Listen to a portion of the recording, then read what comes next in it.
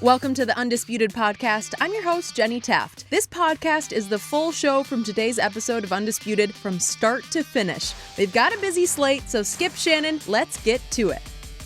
Good morning. Welcome to Undisputed. We are live from LA. I'm Jenny Taft here with Skip Bayless, Shannon Sharpe. Good morning, you two. Good morning, Jenny. How are you? Hi, Jenny. How are you? Good.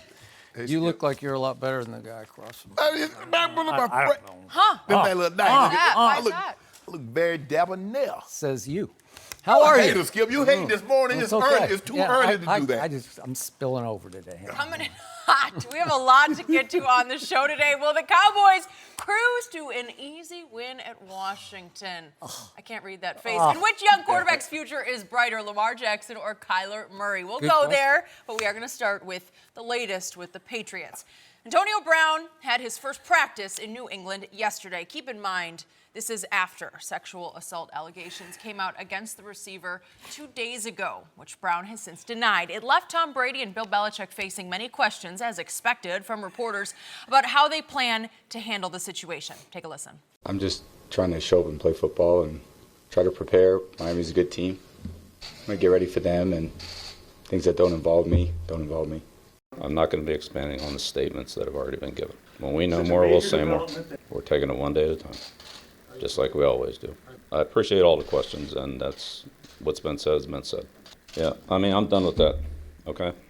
Anything else on Miami? Any other questions? Can you explain what you mean when you're done with it? I mean, we're just trying to find out if he said anything to you about his position and about the allegations. Yeah, and I just answered that question. Well, actually, you did. Actually, I did. Thanks, everyone. Okay. All right, so Actually, Skip. He didn't. Actually, not so much.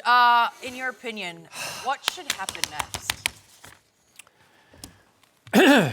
Jenny and Shannon, this is what I'd like to see happen next. I'm not saying that it will happen next, but I would like to see Robert Kraft, for once, step up and I think do the right thing, which is just to say enough.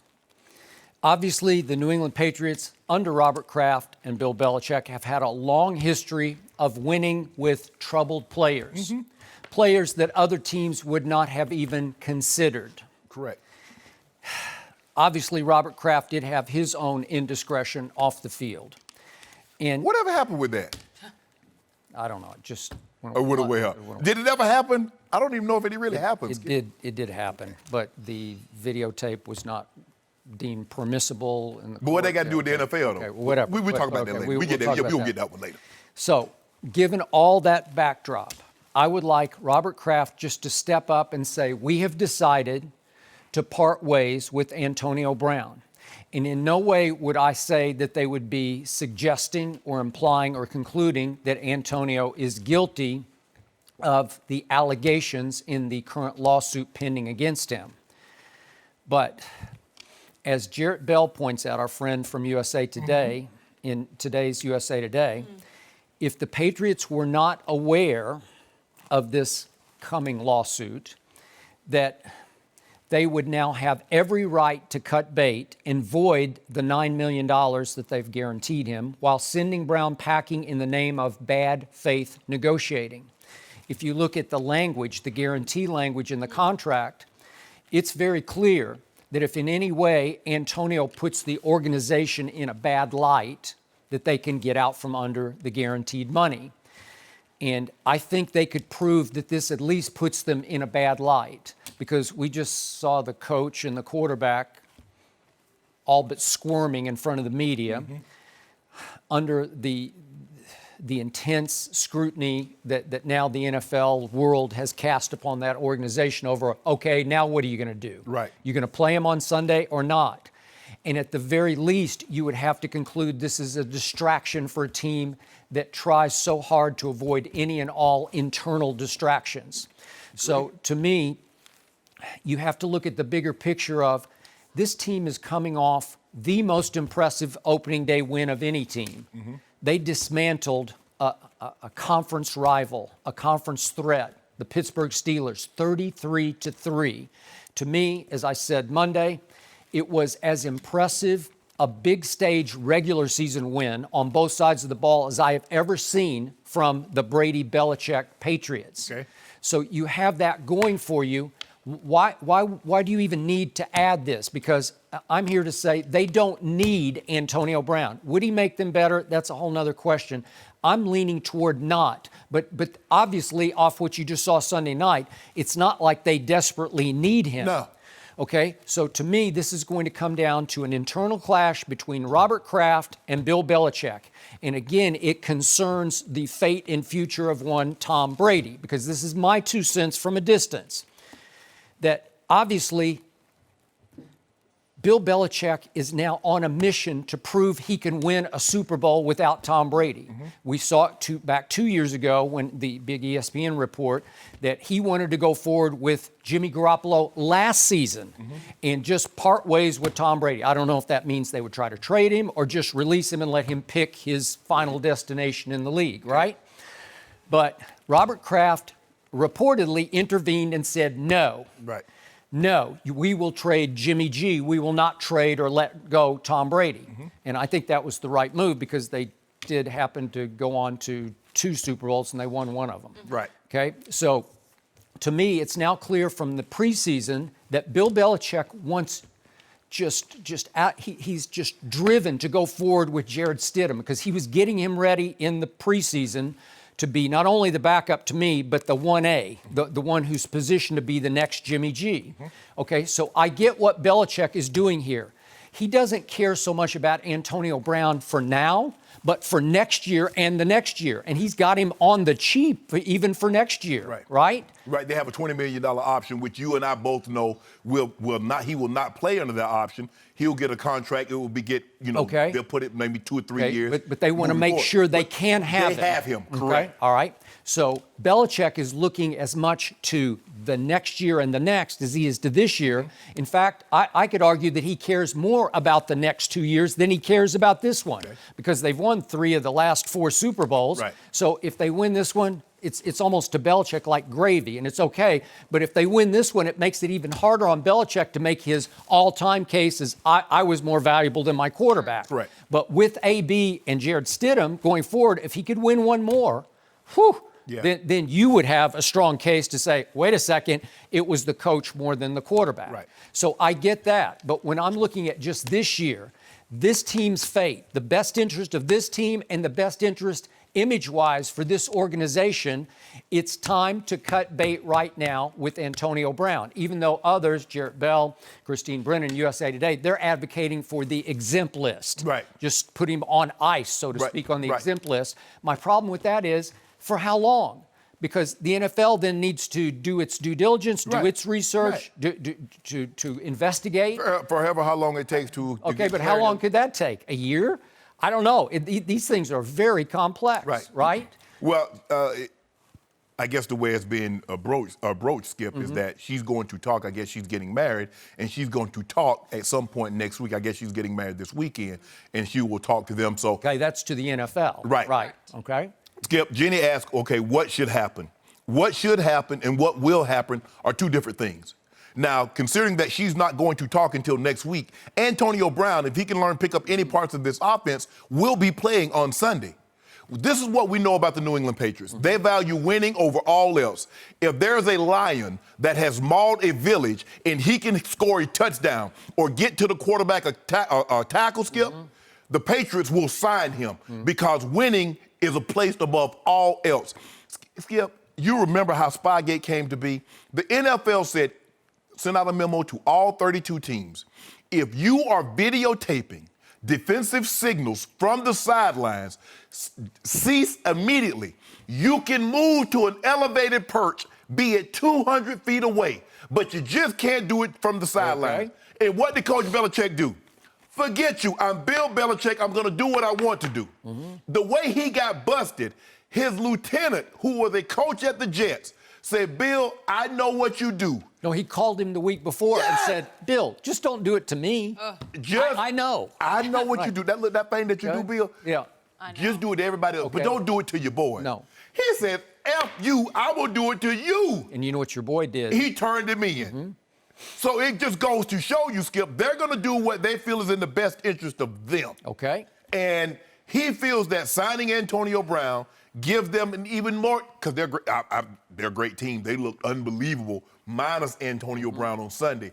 Antonio Brown just I believe Antonio Brown can make them the 2007 Patriots. He can make them, Skip, the 2012, I think it was 2012, Denver Broncos, 13 Broncos. That prolific of an offense, because he's that special. Skip, the Pittsburgh Steelers would have never tolerated Antonio Brown for as long as they did if he couldn't produce the numbers in which he's produced. The Raiders, at the moment, if he was just a guy and he was behaving the way he was behaving from day one, they'd have been cut bait. They gave him every opportunity. And teams will give you more and more leeway the greater and greater your talent is. So Coach Belichick understands what he has. If he can just harness it, there's no question in my mind that the Patriots offense are almost unguardable. Now, it's a long season. Anything can happen, an injury here, injury there. Okay. But that withstanding, Skip. So for me, he's playing. Now, we touched on it a little earlier. Mr. Kraft has his own issues. So I don't believe he's going to take the moral high ground and says, okay, because guess what? He didn't step down when this thing was swirling around him. He didn't say, you know what, I'm going to turn this thing over until it's resolved. I'm going to turn it over to Jonathan. I got you, but I can say, I can make the case it'd be a good look if he did take moral high ground. Yeah. Right? How? When he didn't take it with himself. Well, maybe it's time to make amends. Wouldn't that look like, well, maybe I'm doing the right thing for once, as I opened with my first comment, for once? Yeah. He loves those Lombardis, and he's been stacking them over the last 20 years. No, that's not what they're going to do. Listen, we keep hearing this. There are some things that are more important than football, not in New England. That been gone out the window long time ago. Winning is the most important thing there. Can I jump in and make a point that Jarrett Bell made in his piece today in USA Today? That back in 1996, when Myra Kraft was alive, wife of Robert Kraft, that the Patriots became the first team in NFL history to relinquish their rights to a draft pick when they cut ties with fifth-round defensive tackle Christian Peter days after his selection, when Kraft's late wife Myra demanded as much upon learning he had been convicted of sexual assault. Wow. So Myra stepped up and said, no, we're just going to say no. We're out. Okay, well, so she set an early tone. That's a long time ago, but that tone did not reverberate down through history, right? Well, Skip, you said that was 96, and I believe that was the first year they went to the Super Bowl, although they lost to the Packers. But something happened along the way. In 2001, they won the Super Bowl. So all bets were off from that time moving forward, because the most important thing became winning those Lombardi trophies. For me, Skip, look, I agree with Jarrett Bell, and I think you said Christine Brennan. She did. I believe you should place him on the commissioner's exempt list. This will give everybody an opportunity. The NFL, you do your due diligence and get it. For how long? I just want to know how long it takes. Forever, how long it takes. The rest of the year? It might. Okay, and it is paid. You get your... Okay. Exactly. So it's not like, Skip, you're saying he's guilty, even though he hasn't had a trial or anything has moved forward. You're saying, look, we're going to pay you, but we want to do our due diligence, Skip. This is not a good look to put him out there with this swirling around. Forget I don't care what transpired at the end of Pittsburgh. I don't care what happened in Oakland, Skip. These are three separate incidents. This is the most serious of the incident. This is the one that will cause you to get in the most trouble. And the fans will look at you like, hold on, you're going to play him? You're going to put him out there on the field? When you can just put him here, do your homework. It might take 6 days. It might take 60. It might take 5 months. Might take the rest of the season. It just might. But forever, how long we're willing to wait to make sure and Skip, we might not ever get to the like you said, and he said, she said, we might not ever know everything. But we don't know nearly enough now to have him get on the football field. So I believe the commissioner's list, that's what it was there for. And to your point, one last reference to Jarrett Bell's piece, but he writes, if you let Antonio Brown play now and the allegations eventually prove to be true, can you survive, Mr. NFL, this is to Roger Goodell, can you survive the fallout that will also impact the Ray Rice disaster in 2014? Because we'd look back at, you were so slow to react to the video of Ray Rice. It almost cost him his job. Yeah, it did. It almost cost him his job. It took the big six, Mr. Kraft, Jerry Jones, Daniel Snyder, Bob McNair, a lot of these guys, John Mara, circling the wagon since we got his back. I don't know, Skip, if another fiasco comes down the pipeline, he's going to be as fortunate as he was. Now, like I said, I do not envy the position that he's in, Skip, because I believe that when they set up the rules and regulations, they never envisioned something like this happening. Maybe they should have, because you have to realize, contrary to what you think, yes, just because you play a professional sport doesn't mean you have the different societal problems that anybody else that doesn't play that said sport. I can assure you, Skip, when they first instituted business, no business had an HR department. But things happened along the way that you require that you get one. Okay. So I think the NFL should have a department, and I guess this is where Lisa Friel comes in at. But it's still, I don't care what Lisa Friel says. Ultimately, it's going to come out of Roger Goodell's mouth, and people are not going to hear or listen to what Lisa Friel has to say. I care what she finds. Yes, but the thing is, because here's the thing, Skip. Lisa Friel can say one thing, and Roger Goodell can either co-sign it or he can go different from it. And then what do you have? Why? Well, what's Lisa Friel for if you're not going to take her advice? Well, you know what happened during the Zeke investigation? Yeah. Kia Roberts was the director of investigations under Lisa Friel. Correct. And she was the only one in the league office who multiple times interviewed Zeke's accuser. Correct. And found Zeke's accuser to be not credible. Correct. And above her, Lisa Friel, and then up to Roger Goodell decided, no, we're still going to suspend him for 6 games. Right. And that was the problem that the people have. If the person that investigates the person find that person that's not credible or not trustworthy, why the hell do you have her interview if you're not going to listen to what she has to say? Okay. And that's the problem that you're going to have that Roger Goodell could possibly run into.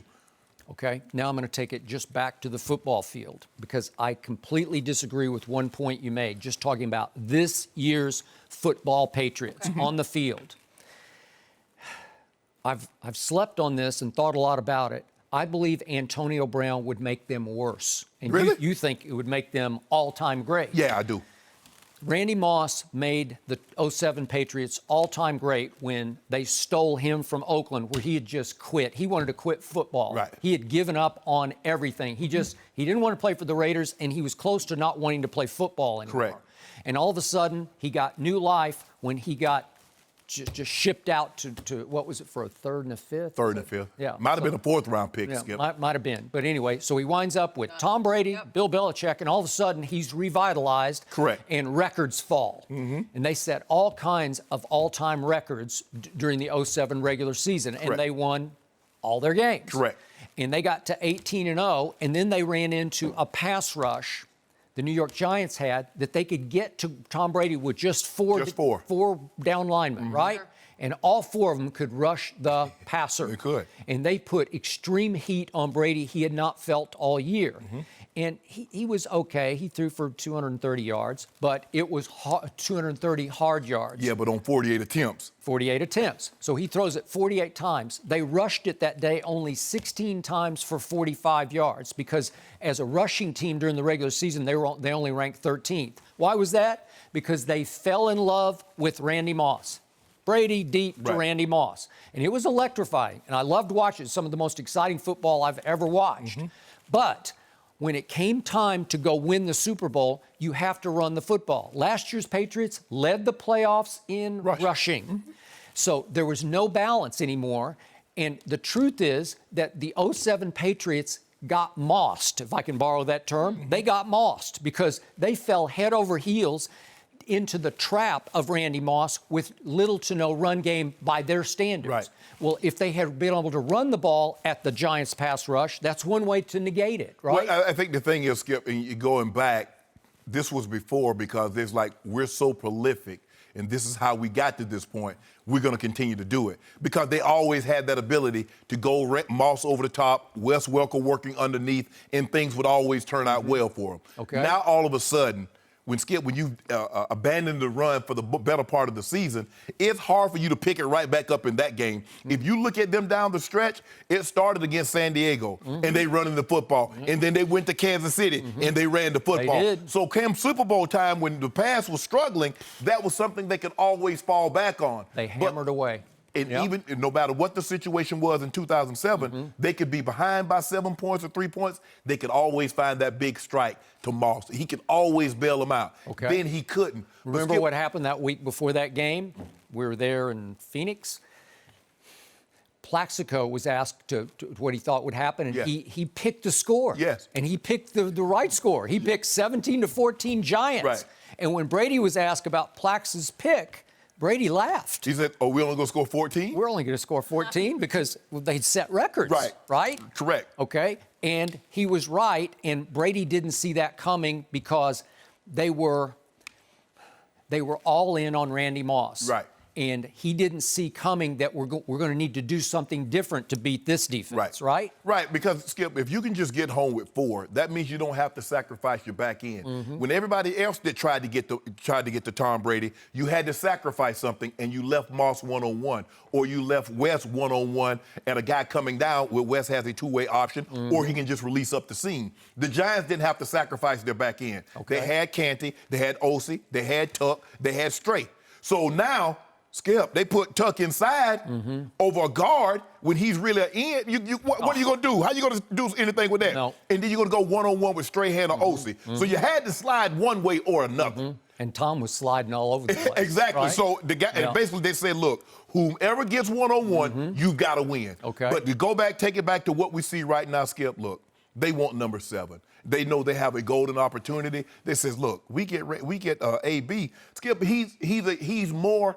I believe he's more Julian Edelman than Randy Moss. Moss was big play over the top. No, I'm with you. AB was a returner, so he has unbelievable start-stop quickness. I just want to remind you, N'Keal Harry is a big, strong stud of a first-round pick receiver. He'll be back after 8 games, and I think he will be able to contribute immediately. Right. I still believe Rob Gronkowski is going to come back after 8 or 9 games and contribute down the stretch. Right. So when you already have a Burkhead who can catch out of the backfield, and obviously James White can catch out of the backfield. Correct. You're still really good and really balanced without having to fixate on how do we keep AB happy, because he is the antithesis of everything Patriots. He is the opposite of the Patriot way. But is he, Skip? Yes. Is he? Well, on their offensive philosophy, the way he's been catered to is the complete opposite. Right. Listen, when Chad Ochocinco, Chad Johnson, went there, he was kind of on his last legs, and I know Chad really well. He's not a diva. His heart is good. Right. He didn't go over the edge into social media and lose all perspective on who he was as a football player. Right. And Josh Gordon is not a diva receiver. No. He's had all kinds of issues, but I know him. I've been around him. He's a good kid. He wants to do right. He's just had demons that he still fights with. Well, I think Ocho, the biggest problem that Ocho ran into, Skip, he couldn't improvise anymore. No. When the route called for you to be 10 to 12, you need to be 10 to 12. You couldn't, like the guys outside, you're supposed to run it outside right, you turn it inside. Yeah. No. There was no real threat, though, from him to disrupt the football team. No. He went on his best behavior. There is threat from AB to disrupt just as a player within the confines of the locker room if he doesn't get his 8 or 10 targets. Wow.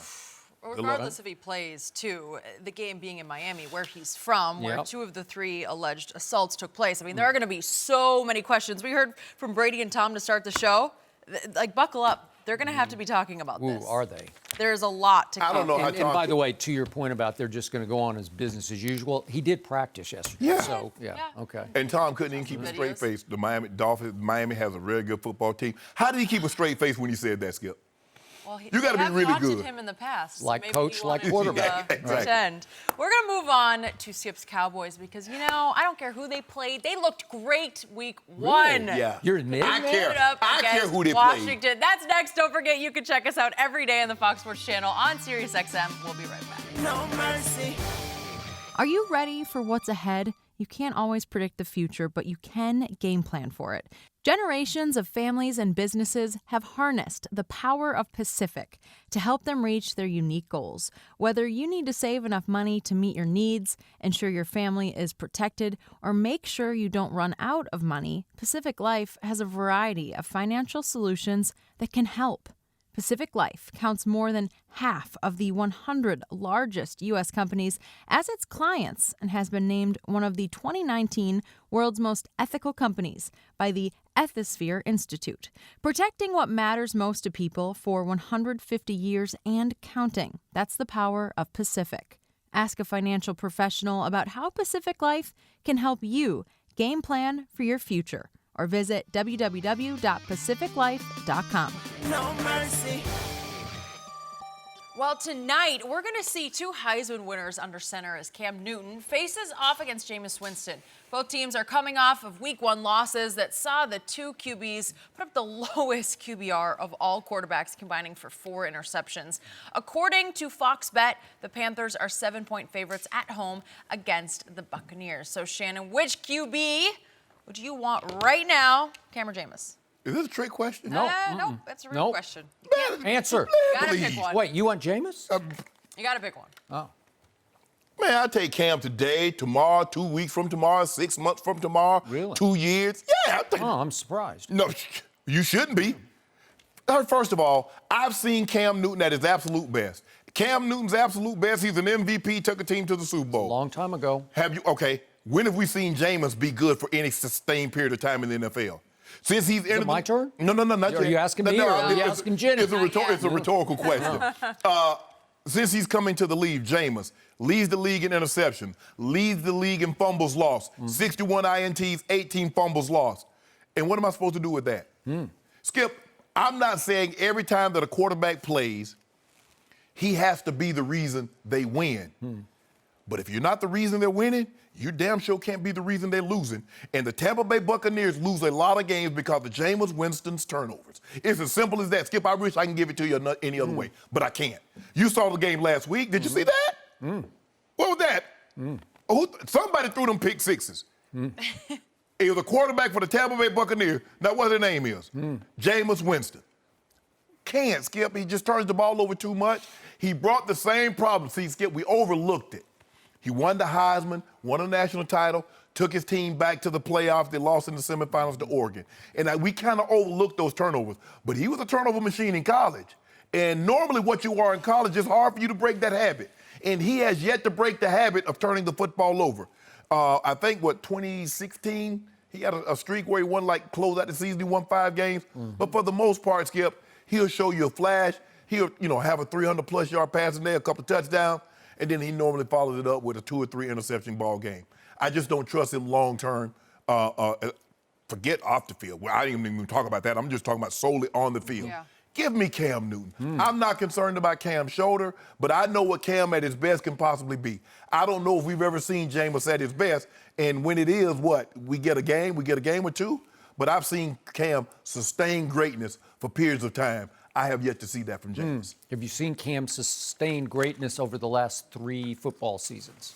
I haven't seen Jameis do that over the last 5 football seasons. But since the MVP and Super Bowl year, what has happened to Cam Newton? Nothing good.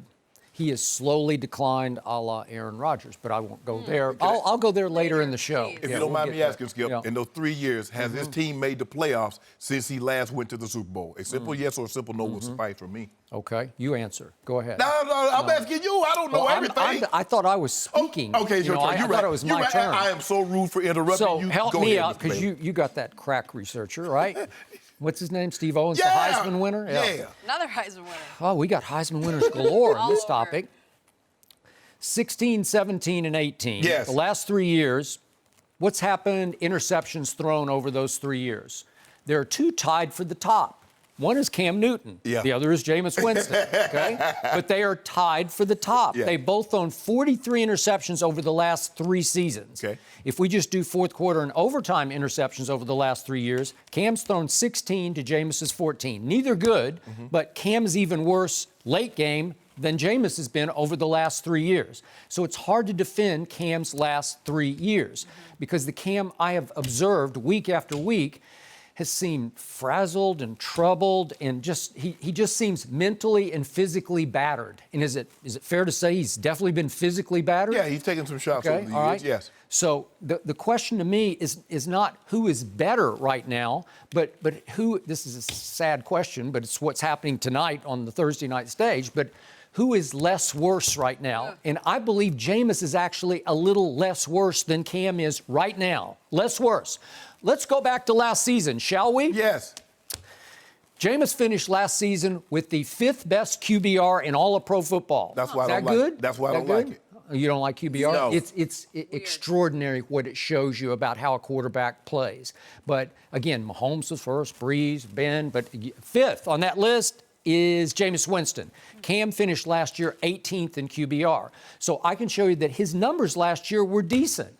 And then this year, the biggest surprise to me on opening weekend, we can do a lot of surprises, but one that really shocked me was Jameis under Bruce Arians at San Francisco, where, by the way, Tampa was a 1-point favorite in that game. And I'm with you, Jameis, he absolutely stunk it up, as we have seen him stink before in the National Football League. Yes. And it has been a history of turnovers from Florida State to Tampa, right? Yep. Okay, so I got all that, but still, I thought Bruce Arians was just what the doctor would order for Jameis Winston. Yeah. And I'm talking about Dr. Phil or Dr. Freud or Dr. somebody. Right. He needed help. Rest. And we have seen Bruce Arians do not good things, but great things with Ben, Andrew Luck, Carson Palmer. So he knows the score when it comes to coaching the quarterback and Correct. putting him in positions to maximize whatever he does best and eliminate some of what he does worst. Right. So I was shocked that Jameis went right back to being old, bad Jameis, bad old Jameis,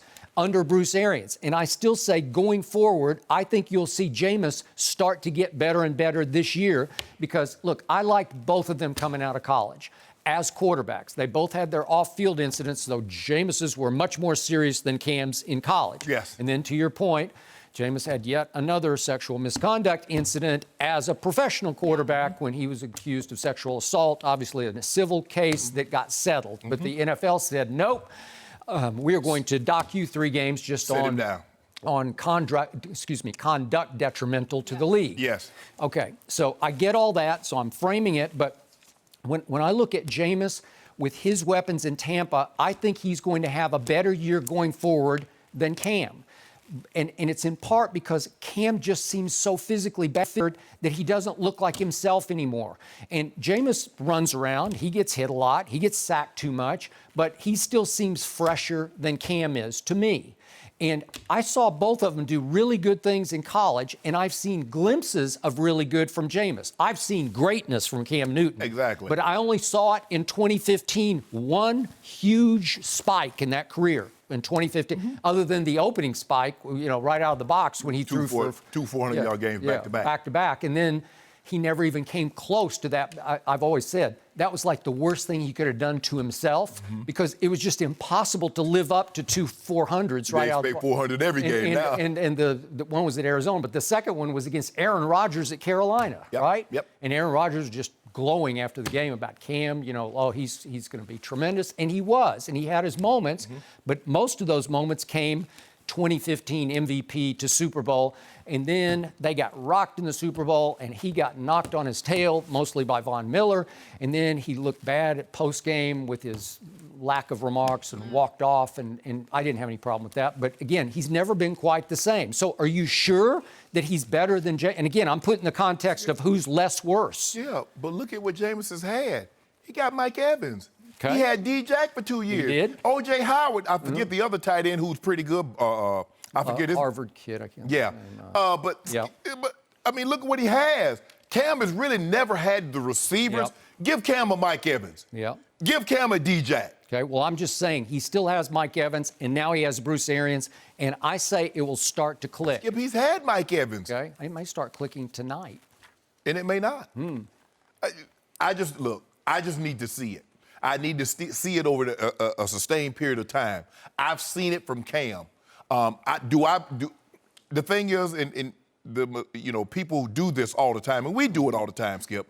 Once you get to a level, people, and the really great ones can sustain that level. They play at that level. Once Brady started winning Super Bowls, I think it's his third one, when he became, okay, Tom Brady's special. He won an MVP. He sustained that level of greatness. Peyton Manning, Breeze, these guys sustained that level of greatness. Okay, maybe Cam doesn't win another MVP, but I believe his ceiling is much higher than Jameis Winston's ceiling. Still? Still. Still. I don't know. Still. I wish I could see it, and it's been too long You'll without see it seeing tonight. it. Really? You'll see it tonight. Oh, really? Yep. You'll give me those 7 Nope. tonight? I ain't gonna give you nothing. Well, You got Jameis. You got Jameis. Oh, he's a trajectory. He got the doctor. Just what the doctor ordered. That's what I just said. But he went in there for kidney and he got an orthopedic. What good is that? What kind of doctor is he really need? So I trust. So the orthopedic just took his kidney. Yeah, right exactly. out? You say that's what the doctor ordered. Okay. So he had a different ailment. If it's that bad, I'll take the 7. In fact, maybe you should give me 8. No. No? Cam will be just fine. Look. No? You. Okay, here's my last bottom line point. On leadership, that's the one thing that I did respect about Jameis in college, because all of his teammates always just swore by him. He went through incident after incident. You remember the crab legs and the blah, blah. It was just one thing after another, standing on the table in the student union and yelling, you know what he yelled. It was just bad. Right. But his teammates stuck by him because he's always been a better leader than Cam as far as being part of he's one of the fellas. Right. And at Tampa, he's still the leader of that team, for better or for worse. I can't defend the interceptions, but my point is, Cam never has seemed to seize the leadership of Carolina, because he always sort of sets himself apart from the team, if not above the team. He's not one of the fellas. He's Cam. He's unto himself. So I think on leadership, Jameis is still a little better leader than Cam is. But the thing is, Skip, here's the thing. There have been a lot. Jim Jones was a leader. I guess those 900 people wish they hadn't followed his ass, though. I mean, look at Jameis. Yeah, he might be a great leader, but do you really want to follow that? Where is he taking you? So you say he's going to take them down the James? That's not what I'm saying. I'm just saying leaders. Sometimes leaders, he's a great leader, but yeah, do you really want to follow that? Okay, I don't have a way. I think Cam has matured a lot. When he first got into the league, he had to understand that as the quarterback of a team, you can't sit isolated with a towel over your head while things going on, because it sends a very bad message. It just does. And I think, and I get, and he's like, well, this is what I did in college. I've always done this. But no, there's different sets of rules for a quarterback in the NFL as opposed to college and maybe even high school or junior college. But I still take Cam. Is he the greatest leader of all time? No. But that's okay. I still take Cam over Jameis. His leadership, ability to play, everything. Give me Cam over Jameis. Okay, just this year going forward, I'll take Jameis over Cam. And you're going to be very disappointed. Okay. The Panthers sacked Jameis 4 times in their most recent meeting last December. And That's a team that's hold on. known In Gerald to get to McCoy the in Carolina? quarterback. And don't they play the team? He loves man. He loves Jameis. Yeah. He's going to take it easy. No, I bet he don't. He But he'll texted him. He texted him after the game, said, keep your head up. Keep your head up. Keep it up, because I'm going to tear it off. I want the head to be up when I tear it off. Keep it on a swivel, because I'm coming. He might like Jameis, but he don't like the Bucs organization, how it played out. All right. No mercy. Hey, Undisputed listeners, it's Jenny Taft here to talk to you about forhims.com, a one-stop shop for hair loss, skincare, sexual wellness for men. 66% of men start to lose their hair by age 35. Once you've noticed thinning hair, it can be too late. So the best way to prevent more hair loss is to do something about it while you still have some. Hims is helping guys be the best version of themselves with licensed physicians and FDA-approved products to help treat hair loss. These aren't snake oil pills or gas station counter supplements. They're prescription solutions backed by science. 4Hims connects you to real doctors online. It's completely confidential and discreet. Just answer a few quick questions, and if a doctor determines 4Hims is right for you, they can prescribe you medication to treat hair loss that is shipped directly to your door. Order now. My listeners can get started with the Hims Complete Hair Kit for just $5 today, right now while supplies last, and subject to doctor's approval. See website for full details and safety information. This could cost hundreds if you went to the doctor or a pharmacy somewhere else. Go to forhims.com/undisputed. That's forhims.com/undisputed. forhims.com/undisputed. No mercy. Gibbs Cowboys, though, coming off a dominant win at home against the Giants. I said dominant, Shannon. You Yeah. missed that. And now we'll head to Washington. Zeke said he was ready to handle more carries after getting his feet wet week 1 and after being a healthy scratch last week. Adrian Peterson will get the start for the Redskins after an injury to Darius Geis. So Dallas is a 6-point road favorite according to our friends at Fox Bet. Shannon, do you see the Cowboys winning by more than 6? Hell, I'm trying to figure out how you go from a healthy scratch to a starter. All are. What transpires between a healthy scratch? What happens Sunday afternoon, Monday, that you're like, oh, yeah, we start next week? Maybe Daniel Snyder transpired. that could possibly. Maybe he said we're going to start him. Yeah, because I guess that's the reason why he's on the team, considering that Jay Gruden wanted to cut 8. Yep. I do see the Cowboys covering the 6 points because I think Washington is not as good as you think they are, especially at the quarterback position. And what the Eagles had to find out that if you just try and rush him with 4 guys and they don't get there, he can pick you apart. Like most quarterbacks in the NFL, they're really good when there's no duress, there's no stress involved. And if you notice what Philly did in the second half, they started putting pressure on him. He scored 7 points in 2 quarters in the second half as opposed to 20, and he threw for, 258? He had the most passing yards because you talk about Dak. Oh, Dak had 200. No, he had 380. No, I'm saying in the first half. Oh, in the first half. In the first half, he had 258. 58. Yeah. Yeah. And they had 122. Yeah, in the second half, right? So the Eagles dialed up that pressure. Now, the Cowboys are really not a pressure team because they don't really like to sacrifice their back end because they feel that they're a little challenged back there.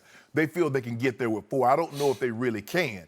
But if they can put the pressure on him like I think they can cause Washington some problems.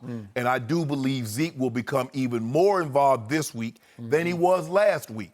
And so I do believe they'll cover, and I'm willing to give you Washington in those 6 points. Well, I don't bet against my team, ever. So you're going to make me root for the Redskins? That's what you want me to do? No. Give me 10. Sorry. Give me 10, I'll take Washington. I'm not doing anything. Give me, Skip, hold on. You got Dak, the NFC player of the week. Allow me to explain to you what's happening here. Okay. 6 are way too many. This is all-time division rivalry. This, to me, is the greatest long-term rivalry in the National Football League. No, it's not. Yes, it is. Bears and Packers. No, this is. Again, I grew up in it, so maybe I'm a little biased, but listen, this is a blood rivalry. This is throw out the stats. This is forget the point spread because it always seems to somehow go down to the wire. I thought my team was going to win fairly easily last year, even though Dak really had nobody to throw to in that game, and even though Zeke, you want to talk about coming up small, the guy you say drives the train. Drive it. Yeah, he rushed 15 times for 33 yards at Washington in Week 7 last year. Well, 15, he caught 2 for 9, 2 balls for 9 yards. Well, Dak had an upset stomach on the field. Okay. Everywhere, Jenny. Yeah, you remember that, Skip? That pick 6 he threw? He didn't throw a pick six. He lost the ball. He scoop and score. He just got sacked. It was 3rd and 14 from the 10. He dropped back and held too long, trying to make something happen because he had no number 1 receiver. That Zeke's fault? And the ball got knocked out of his hands, and they recovered in the end zone. But all he did in the fourth quarter, my man went full-on warrior in the fourth quarter. He threw for 120 in the fourth quarter. That's pretty good. That ain't nothing. 120. No. Huh. Boy, it looked like a lot of something to me. And he brought them all the way back into position. It actually got to 2nd and 8 at the 29-yard line as time was about to expire. And all of a sudden, you're looking at about a 47-yard field goal for my man Brett the Fret Maher, because I fret when Brett gets on the field. Yeah. But he's out there for 47, and what happens? Y'all flinched the ball, move the ball. My snapper, who was in his 14th season, LP Ledusar. 14th season, so he's done this thousands of times in his career. All he does is jiggle the ball a little bit to get it ready to get a grip on it for a snap. They all do it. Every snapper does this. But somehow Jay Gruden had been pointing out to the referees, he messes with the football a little bit before he snaps it. They called a false start on my snapper in his 14th season. He's not a rookie. He's not even a second-year player. So he should know better. 14 years in the league, and they call a false start? Yep. Are you kidding me? Should have known it's better. rigged. Something. Ain't nobody, man. It's There rigged. you go. There you go. And all of a sudden, my man Brett Maher is pushed back 5 yards to 52, and he hit it solid. Shank-a-bottomus. No, it wasn't shank. He hooked it, and he he hooked it just a little bit too much, just a little too much, and it misses the to his left upright, right? Look, he didn't even move the ball. Yeah, Come on. They all do that. They all do that. Well, he should have done it. And then You were talking about that in he hit it pretty good. Oh, it hit the upright. Doink. I even forgot. It hit Doink. the upright. Yeah, that's what he was trying Okay, to do. and so we Trick lose shot. 20-17, so Dak put them in position to get to overtime, so he will be on a mission to get even this time. And you know what? I'll take a 1-point win because it always goes to the wire. You know what, Skip? Something like that will happen again Sunday. Book it. I mean, think about it, Skip. Your guy threw for 120 yards in the fourth quarter and still barely had 200. Still barely had 200 yards. He had 273. So does that count? So going into the fourth quarter, Jenny, he had 153. Is that good or not, Skip? I ain't really good with numbers. Yeah. 153 and 3/4. So he was the averaging. last time I checked, football's 4 quarters. Or is it? Maybe your games were always 3 quarters. Yeah, because we put them away. We were done. I was normal on the sideline drinking Gatorade. Really? What flavor did Gatorade? Good. You did a good job on that. What? Talking to the camera. Yeah, drinking good old Gatorade. Always. So since when is 51 yards a quarter good quarterbacking? 51 yards a quarter. That's what he was averaging going into the fourth quarter. Since when is 120 in the fourth not great? He stunk it up. He had nobody to throw to. It's Allen Hurns. Come on, really? God bless him. I'm knocking on wood. I hope he's getting fully recovered, but that's I it. think he's in Miami. Huh? I think he made the squad in Miami. All right. So he's throwing to Measly Beasley. Threw to Don't do that, Skip. You know, You Gallup like was just a Measly baby. Beasley. He's throwing to Jeff Swaim. Remember Jeff Swaim? Hold on. Was Michael Gallup on that team last year? Yeah, he was on there. What happened? Just a baby. He caught 3 balls for 81 yards. It was pretty good. He was starting to show flashes. What about Shannon Sharpe? What was he doing to the team? What happened to him? They hadn't discovered him yet. Oh, they had discovered him. Yeah, But okay. then now they've discovered him to the point that Dak says he just might be the best athlete on our football team. I doubt that. I seriously doubt that. I seriously doubt that. That's a mouthful. I mean, Dak, but see, that's the thing. As a quarterback, you got to learn how to, heap praise on guys, even though you don't mean it, Jenny. You say things, he might be the best athlete on the team. Whatever. So I'm here to tell you, I fear Case Keenum far more than I ever feared Kirk Cousins. I know. Ever. I've heard it before. Dak was 4-0 versus Kirk Cousins, and I couldn't wait to play Kirk Cousins. He went 1-5 And guess against what? Dallas. Fortunately, he'll 1-6, I believe. only be 1-0 against Case Keenum because by the time they play again, Haskins will be in there starting. Okay. Yep. Well, I wish Haskins were in there Sunday because we have a much better shot against No, you got a Haskins. much better chance against Keenum. Keenum, who threw for 380 against the Eagles and was ahead 17-0. Yes! 17-0. Shouldn't I Because get- you know what? Case Keenum will just battle your little tail off. And, you're up 17-0. So what happened? Well, they're not as good as Philly, obviously, but Philly's got serious back-end issues. And You want to talk about protecting your back end? walking to him. Walking to him and say, D-Jack, go deep. Really? 50 yards, bam. Alshon, bam. D-Jack, bam. I hope you see that Sunday. Yeah, Bam, bam, bam. no. Yep. Y'all don't got nobody that got D-Jack speed, so that's not going to happen. But I do believe you guys will cover that 6 points. Tavon can run with D-Jack. Hold on, this is what I don't understand. Tavon's You probably said- not going to be in the lineup on Sunday. Big loss. No, it's not. Yeah, No, it's not. This is what I don't understand. You say the Cowboys' victory on Sunday wasn't overrated, but yet you turn around and it's like, oh, I'm so worried. I am so worried about Washington. It's at Washington. This is So the arch what? rival. I've always told tough you place. the Giants-Cowboys rivalry is respectful. It's just they have it doesn't have near the blood, the animosity, the hate this one does. There's something. We always bring out the very best in what can be bad Redskin teams. No. Just watch. Just watch what happens. I think because, like you said, this has always been something, maybe the 70s, 80s, when it got really nasty and guys would literally fight. Not fight. Maybe those type of, that's what you remember. But it's been civil in the 2000s. Yeah, look, stop it. It wasn't civil Not to last this year. guy. Washington hadn't been good in a very long time. When last time they went to the Super Bowl?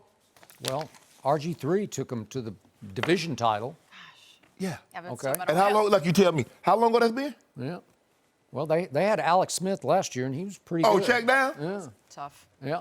Okay. Case Well, Keenum. either way, so we're not going to bet on this one right now. We're going to have to move No. on. We'll think about it. All right. No, You we guys ain't thinking about ponder nothing. this? No, Yes, no, we will. no, Ponder no, this. no. Let me know if there's any more decisions. No question, though, that these guys, two of the most exciting quarterbacks to watch, which one would you want, Lamar Jackson or Kyler Murray? Good question. Interesting there. More Heisman guys. We'll discuss next. No mercy.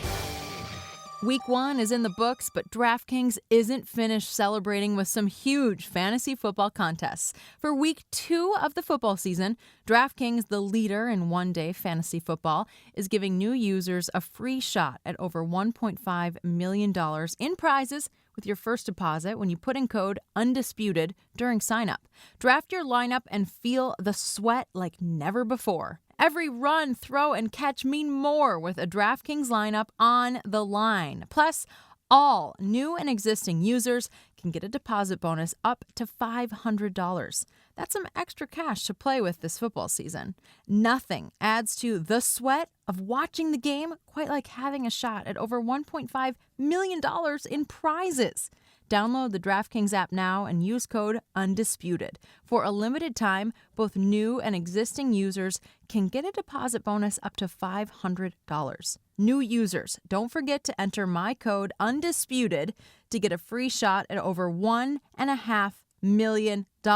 Yeah, in prizes with your first deposit. That's code UNDISPUTED, only at DraftKings. Minimum $5 deposit required. Deposit bonus requires a 25 times playthrough. Eligibility restrictions apply. See DraftKings.com for details. No mercy.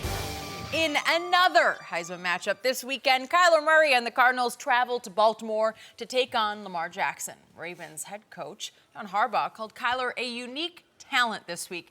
And Cardinals head coach Cliff Kingsbury said Lamar was an elite quarterback after his Week 1 performance. Kingsbury also said that both young QBs can be the future of the sport. So let's go big picture, Shannon. Who will have the better career, Lamar or Kyler? Man, this is a really tough one. I'm going to take Lamar because I believe he's in a better situation. Okay. I believe organizational-wise, Skip, I mean from top to bottom, the way they do things from Steve Bisciotti on down, John Harbaugh, to the players that they place around him, I believe Lamar will be in a better situation. I believe he'll have the better career moving forward. Now, do I believe he's going to throw the football as effectively and efficiently as he did opening day? No, I do not. But I do believe he's vastly improved as a thrower of the football. Considering last year, Skip, they basically, you throw on third down. That was it. But now they don't have a problem in allowing him to throw on any down in any area of the field. And I think he's improved very much so in that area. So with that being said, you know, people keep talking about, Kyler. Yeah. People don't realize this kid rushed for 1,500 yards as a quarterback at Louisville. And the season that he had, his last year's junior, because he came out early, was better than his sophomore year when he won the Heisman. But his team didn't win as many games, and so it went unnoticed. But he was special. And I believe, now, can he throw for 30 touchdowns and run for another 15 in the NFL? I highly doubt that. But Skip, he's a very unique individual. I love the improvement. And it's like, I think he went into the offseason and he heard everything. Well, he heard everything coming out of college. He should change positions. The guy won the Heisman Trophy as a quarterback, Skip. They said, you know what? Nah, you go on and change. You be a wide receiver. You should play running back. And he heard all that, and he channeled that. He used all of that for motivation. And I think he's improved as a thrower of the football. And I believe he's only going to get better. Will he ever be Peyton Manning or Drew Brees? No, he doesn't have to. But they're never going to be able to run the football like he can. So with that being said, Skip, I believe from the organization standpoint and what they have organizational-wise and the players that they're going to be able to place around him, I trust them more than I trust the Cardinals, and I'm going to say Lamar Jackson. If we're just doing situation, you got me, because clearly he's in a much better, much healthier, stronger, more solid situation in Baltimore than what is trying to get off the ground in Arizona under a coach who got fired for going 26-30 at Texas Tech. I mean, that's rough, man. Right. That's why they had the first pick, and that's why Kyler is now there. Yep.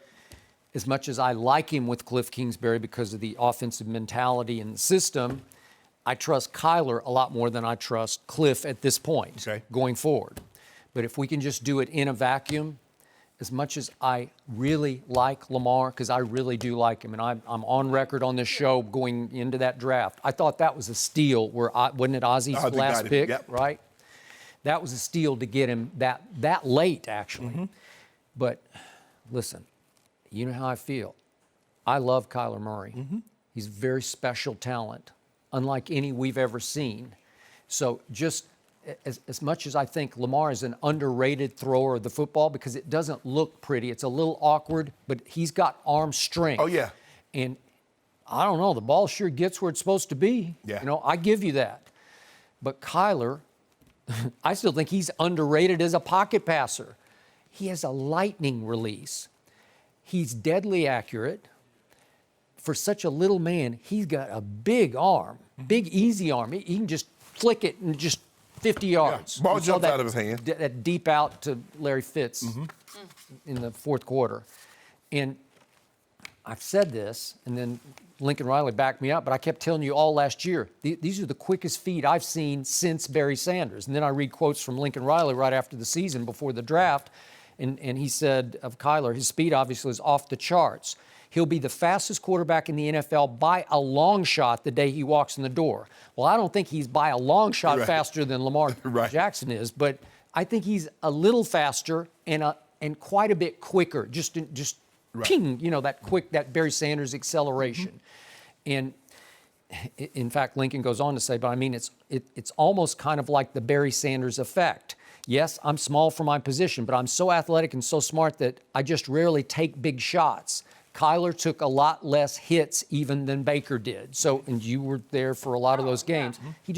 I didn't see him take big shots. And by the way, as much as Lamar has been a running quarterback, Kyler was underutilized last week, even though he got hot in the fourth quarter, right on schedule, because he's, talking about poise under fire, but he goes 12 of 14 for 157 yards just in the fourth quarter and overtime.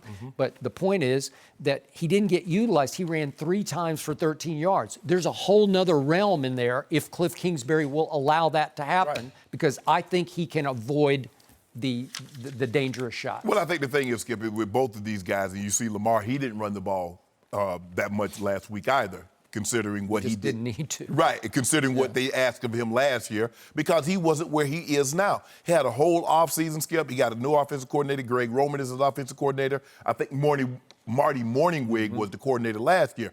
And Greg Roman also had Colin Kaepernick when they went to the Super Bowl. So he's very familiar with these type of quarterbacks, these type of players playing that position. And he's put Lamar in a great situation. I just think, Skip, people don't realize how much an organization plays, especially at that position, Skip, how much it plays to how that guy develops. Yeah. And I trust John Harbaugh more than I trust Cliff Kingsbury. I'm sorry. I trust from top to bottom the organization with Steve Bisciotti more than I trust. I'm trying to think the Cardinals. The owner of the Cardinals. Bidwell, yes. I trust him more. Yeah. But you got me. Because Eric you're right, DeCosta, I all trust the way him. down the line. Yeah. You should trust him from top to bottom more than what's starting to happen in Arizona. Yeah. But I do trust Kyler to have a better career than Lamar. And maybe he gets stuck in a hellhole situation where it's just so bad around him that it drags him down. But I think he's going to rise above it. He rose above. That was his rookie debut. Well, you know Larry Fitzgerald can't play forever, right? No. Okay. Okay. I Well, wish.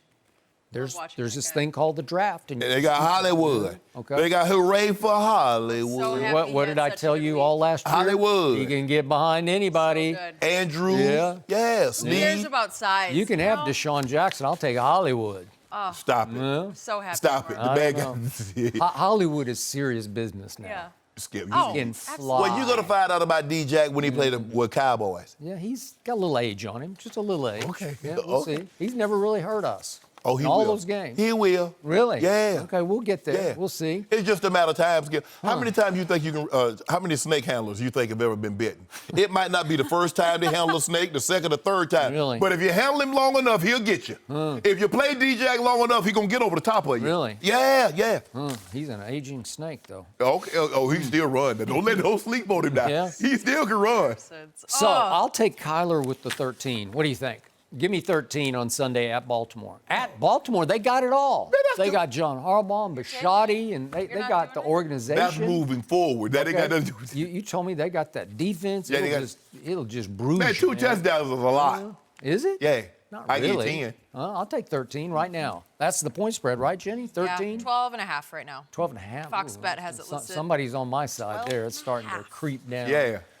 That's a lot of points because you know what you always get, that old backdoor cover. You mess around the whole game like Washington. Down 12 and all of a sudden, what was it down? It was down That was actually a front door cover because what happened was they got ahead 17-0. Spotted them. Yeah. And then so all of a sudden, what was the spread, 10 or? It was 10. 10? Okay, so all of a sudden you're ahead 27 points. That's how you backdoor cover. No. Because you get front door. And then we went 32 to 12 on it. 32 to, it was 32-20. So we up 12, and then y'all scored a cheap touchdown It's not with y'all. 6. I'm not a y'all. Yeah. I'm a Dallas. Well, I bet that they That's would. a Washington. I bet they would cover. Okay. I mean, Well, you lost. With the back door. So that's why. Well, I got a front door straight up. I need 13. No. What is it, 13? Yeah. Shannon, come on. Come on, Shannon. It's fun. You're just getting arch gonna do conservative. You seem I don't gun really shy. like the conservative. It's not fun around here. Nope. I don't know. No, you I'm got Have some guts. You got your little 42 cases. Yeah, I got trying my to- little 42. We need a visual of How all many of are in them a loaded case? up. Is it 12 or 12. in a case? Yeah. What's 42 times 12? I can't do that. That's a lot of bottles. That is a lot. That's So- 420 plus 12 is 24.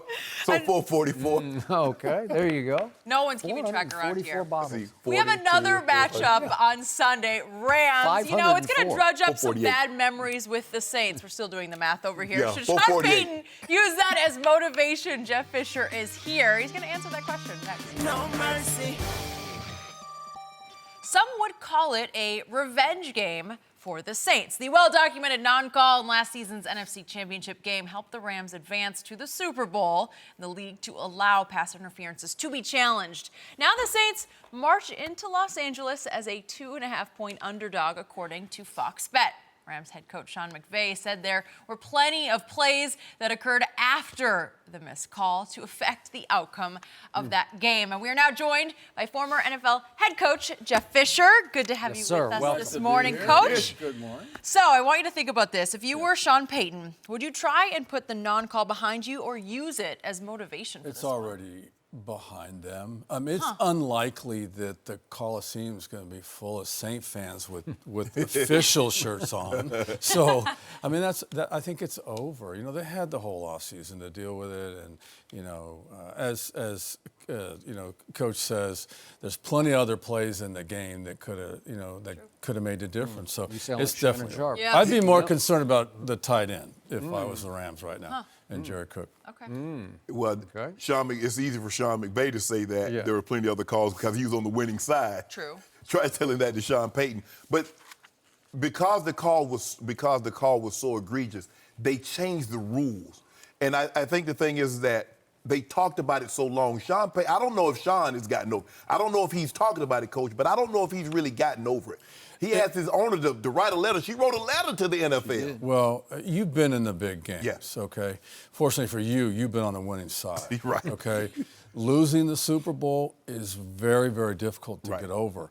But this set of circumstances where you don't go because of a That call. play, Yep. I would suggest that that's more difficult than losing the Super Bowl. Wow. Yeah. So I said the day after, it was the worst non-call in the history of this league because of the magnitude and the circumstance. And as I watch it again right now, it just gets worse by the viewing to me. Even still. Yeah, Nikel Roby-Coleman said yesterday, who was obviously in the culprit. middle of it, he was the culprit.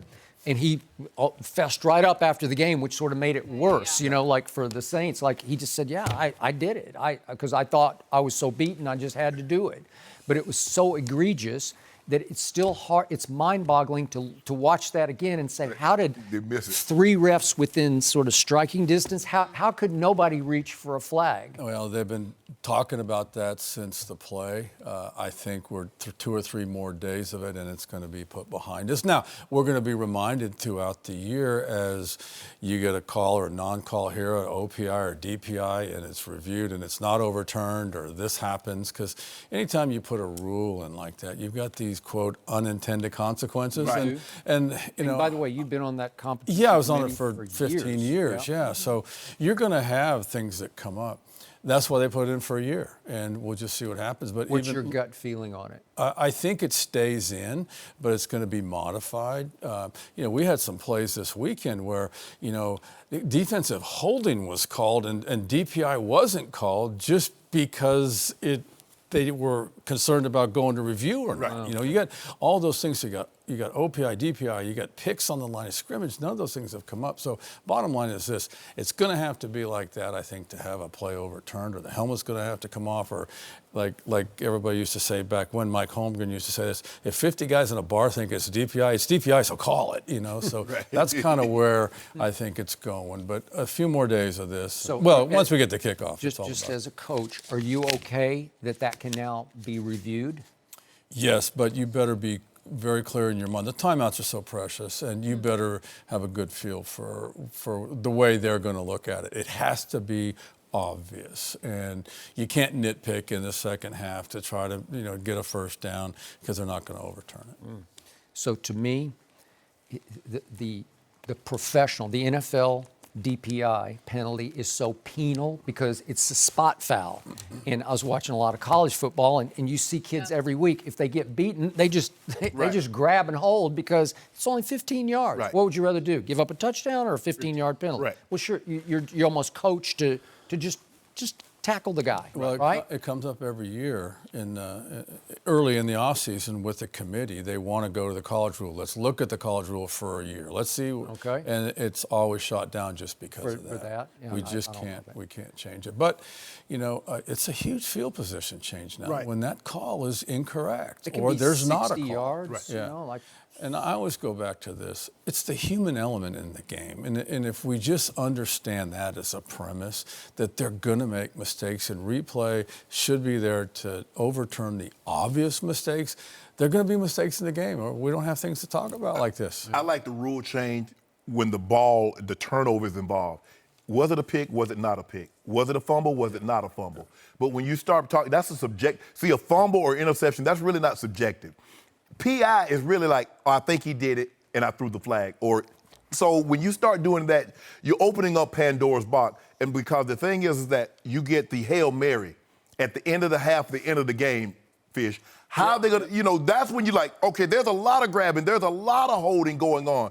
And somebody's going to lose a game because on a Hail Mary, they're going to throw that flag, and then you got to see what I'm going to say. See, this is what you asked for. You opened door A, but you didn't realize all what was behind door A. Exactly. Now this is going to be a replay review. It's not a coach's challenge, Right. because it's the end of the half or end of the game. But yeah, and it has to be clear and obvious, so you're going to have to jerk somebody down. It'll be the first call in the history of the NFL where it was made and put the ball on the 1 yard line with no time left, and you extend the period. So you got all those different things to look at. I'm okay. If I can see clearly upon one review, I just need one replay, that they tackled the intended target of the Hail Mary in the end zone with no time left, You're good well with then, okay, put it at the 1 yard line. I mean, because of that, you're going to, as coaches, you're going to coach it different. Right. Yes, you Okay, are. make sure you don't grab. Make sure you're in position. Right. Make sure you're back and moving forward towards the ball and batting the ball down. Right. And don't catch all those things. It's going to be different. You saw some things this past weekend, enforcement with respect to replay. Even in the Saint game, I think, Sean was kind of, what are you doing? Well, there's a 10-second runoff if you got a running clock. Right. That was because of a play in their game 5 years ago. And so could you imagine a defender intercepting the ball football and running around getting tackled, and then the opponent challenging it because he pushed off before he got it, and now it goes to review, and now the ball is rewarded it's incomplete, and it comes back, and now you got to run time, put more time back on, and what down is it? And, there's a lot. Those are the unintended consequences that they, Do you have any call in your career that still sticks in your craw where you look back and say, we really got robbed there? Is there one that you remember? Yeah, it was a bizarre ending. It was end of a game against Baltimore in Tennessee, and we were running out of time. Monday night game. It was, no, I think it was an afternoon. But anyway, Steve, we were running out of time. We didn't have tight ends, and he sneaks the ball in the end zone. But as we score, it's a hurry up, and the defense, the Ravens defense is not set, and they're kind of jumping through the gaps to get set. And so the referee says, due to the magnitude of the play, I'll never forget this, we're going to have one untimed down. Aha. So we had an untimed down, didn't get in. Yeah. I think that was a Monday night game, Fish. I think that was my last year in Baltimore. Yeah. Well, you were there. I know that. You remember that. I think were you there? And you were totally fine with the ruling. So you stole another game? Yeah. Well, they had 4 cracks to get it in, so we couldn't give them a 5th down. Did they score on the play in question? Yes, they did. No, time was No, out. but I mean on the play we're talking about, he scored, Yes. right? Yes. Yeah.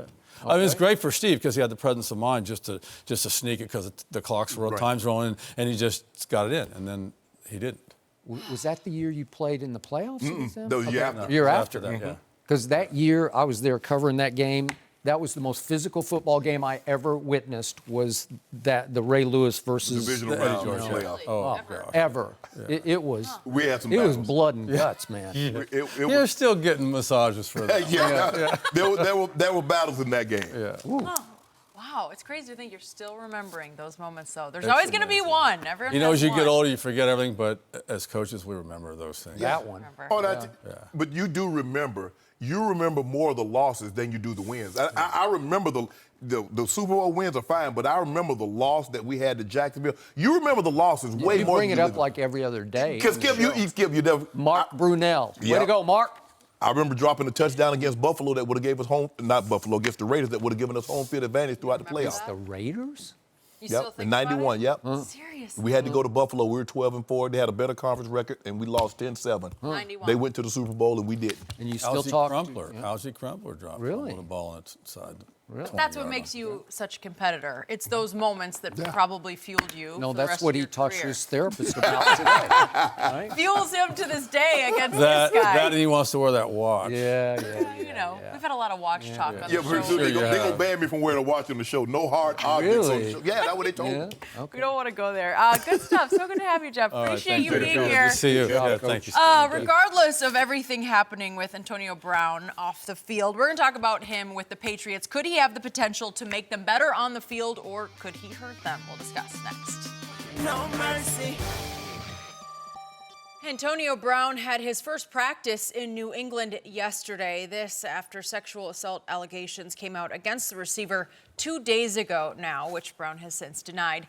It is still not clear if AB will be on the field for the Patriots when they take on the Dolphins in Miami on Sunday, but Tom Brady said it would be, quote, definitely a challenge for Brown to contribute right away. So, Shannon, how much better would AB make the Patriots? Skip, I believe he can make this offense unstoppable. Again, I'll go back to say the 2007 Patriots, 2013 Broncos. When they had high-flying act, the Broncos had, 3 receivers, I think 5 different players that have 10 total touchdowns. We know what Randy Moss did with the 2007, 23 touchdowns. Brady had 50 touchdown passes, over 4,800 yards. He was the first and only unanimous MVP. So it was special. And I believe he can do that, Skip. Like I said, people don't realize that Antonio Brown was a returner. And so what that means, he has tremendous start-stop quickness. He's very well in confined space. He's one of the small guys, Skip, that can play outside the numbers. Normally, we see the smaller guys, they normally exclusively or majority line up in the slot. Yep. But he can play outside the numbers. He plays a lot bigger than his body stature would indicate. I agree. Okay, now you got Edelman working underneath, and you know you give him a two-way option on a DB or a linebacker, he's virtually unguardable. guardable. And now you got a big body in Josh Gordon. Now, he doesn't run like he once could, but he still can make tough contested catches. And then once he gets the ball in his hands, he's tough to bring down because he is a big body. He's around 230, 235. So he's tough after the catch. And then you pair that with a running game with Sonny Michel and Rex Burkhead. Skip, they have all the makings to be something really, really special. And, I think this thing could be really, really special if they were to get AB. He's only 31 years of age. You don't tolerate someone's behavior like this unless they're special. 6 consecutive 100-catch seasons. No other player can boast that in NFL history. He's led the league in catches. He's led the league in yards. He's led the league in touchdown catches. Skip, he's a special talent. Yeah, he's hell to deal with the practices and the meetings and the social media. But there's no denying his talent. There's no denying his ability. You pair that with the run game. You pair him and Edelman and Josh Gordon with Tom Brady, that'll be a tough pill for opposing defenses to swallow. Yet, you told me from the start you didn't think this would be a great fit. No, no. If you can get him to the field, that's one thing. But you think that if will not be accomplished. I'm not betting my money on it. Okay. Now, maybe he gets there and says, you know what? This might be last chance you for me. Everybody saw what happened in Pittsburgh. Yeah. So, okay, maybe I can put a little bit on Ben, and maybe I can put some of that on Coach Tomlin. And everybody saw what happened in Oakland. I really can't put that on anybody because they moved heaven and earth to get me, and then they bent over backwards to make sure everything I was accommodated. Here, what's going to be the problem? Skip, as a player, you go to New England, what's the problem? You're well coached. They remove all distractions. So now he's at a place now, Skip, he's like, this is last chance you for me. So, but I'm not betting no money that he's gonna acquiesce and not beat AB. But I haven't seen a whole lot of social media posts lately, Skip. I'm just saying. That PR firm giving him some much-needed advice. Coach Belichick might have took it phone. Let's hope. Well, there is the matter of a civil case against him right now, so maybe that. So that might be you might be right, Skip. Yeah. Okay. As a guy who picked the Patriots before the season started to win the Super Bowl, I hope you're right. If, in fact, he does play for the Patriots this year, if he's allowed to play, I hope you're right. But I got a sinking feeling about this one. I think he will hurt this team more than he could help it. And you're right about how he could help it.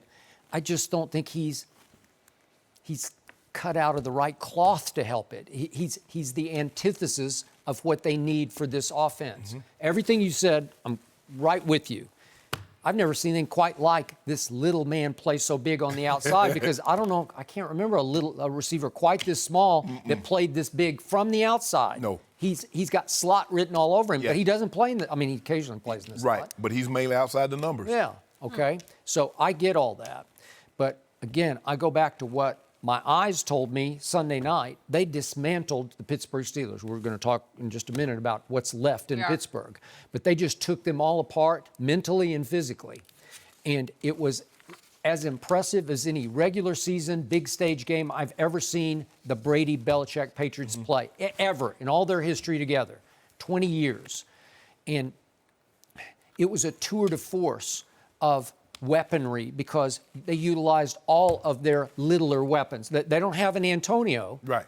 But Edelman's pretty good. Yes. He was the Super Bowl MVP. And Josh Gordon somehow fits in there because he's a good guy. I've been around him. His heart is good. He's got his demons, but he seems to have them, knocking on wood for him, in check at the moment.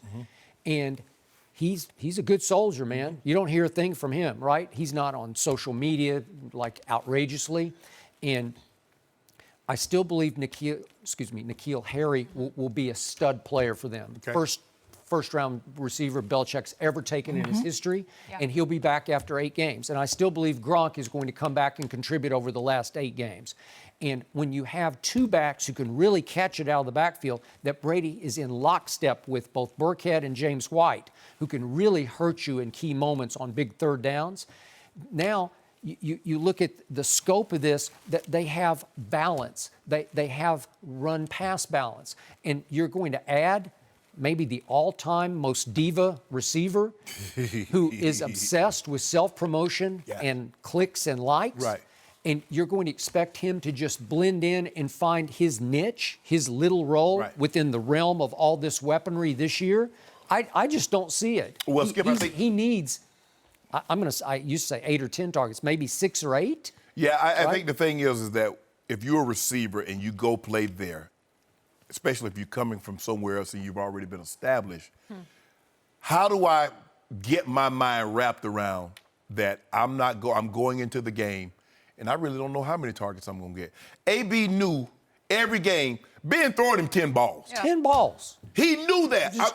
Getting out the bus, clapping. I got 10 coming my way. Ben knew that. Ben knew he better do that. How many I catch, that's going to be solely on me. But I know he's shooting 10 my way.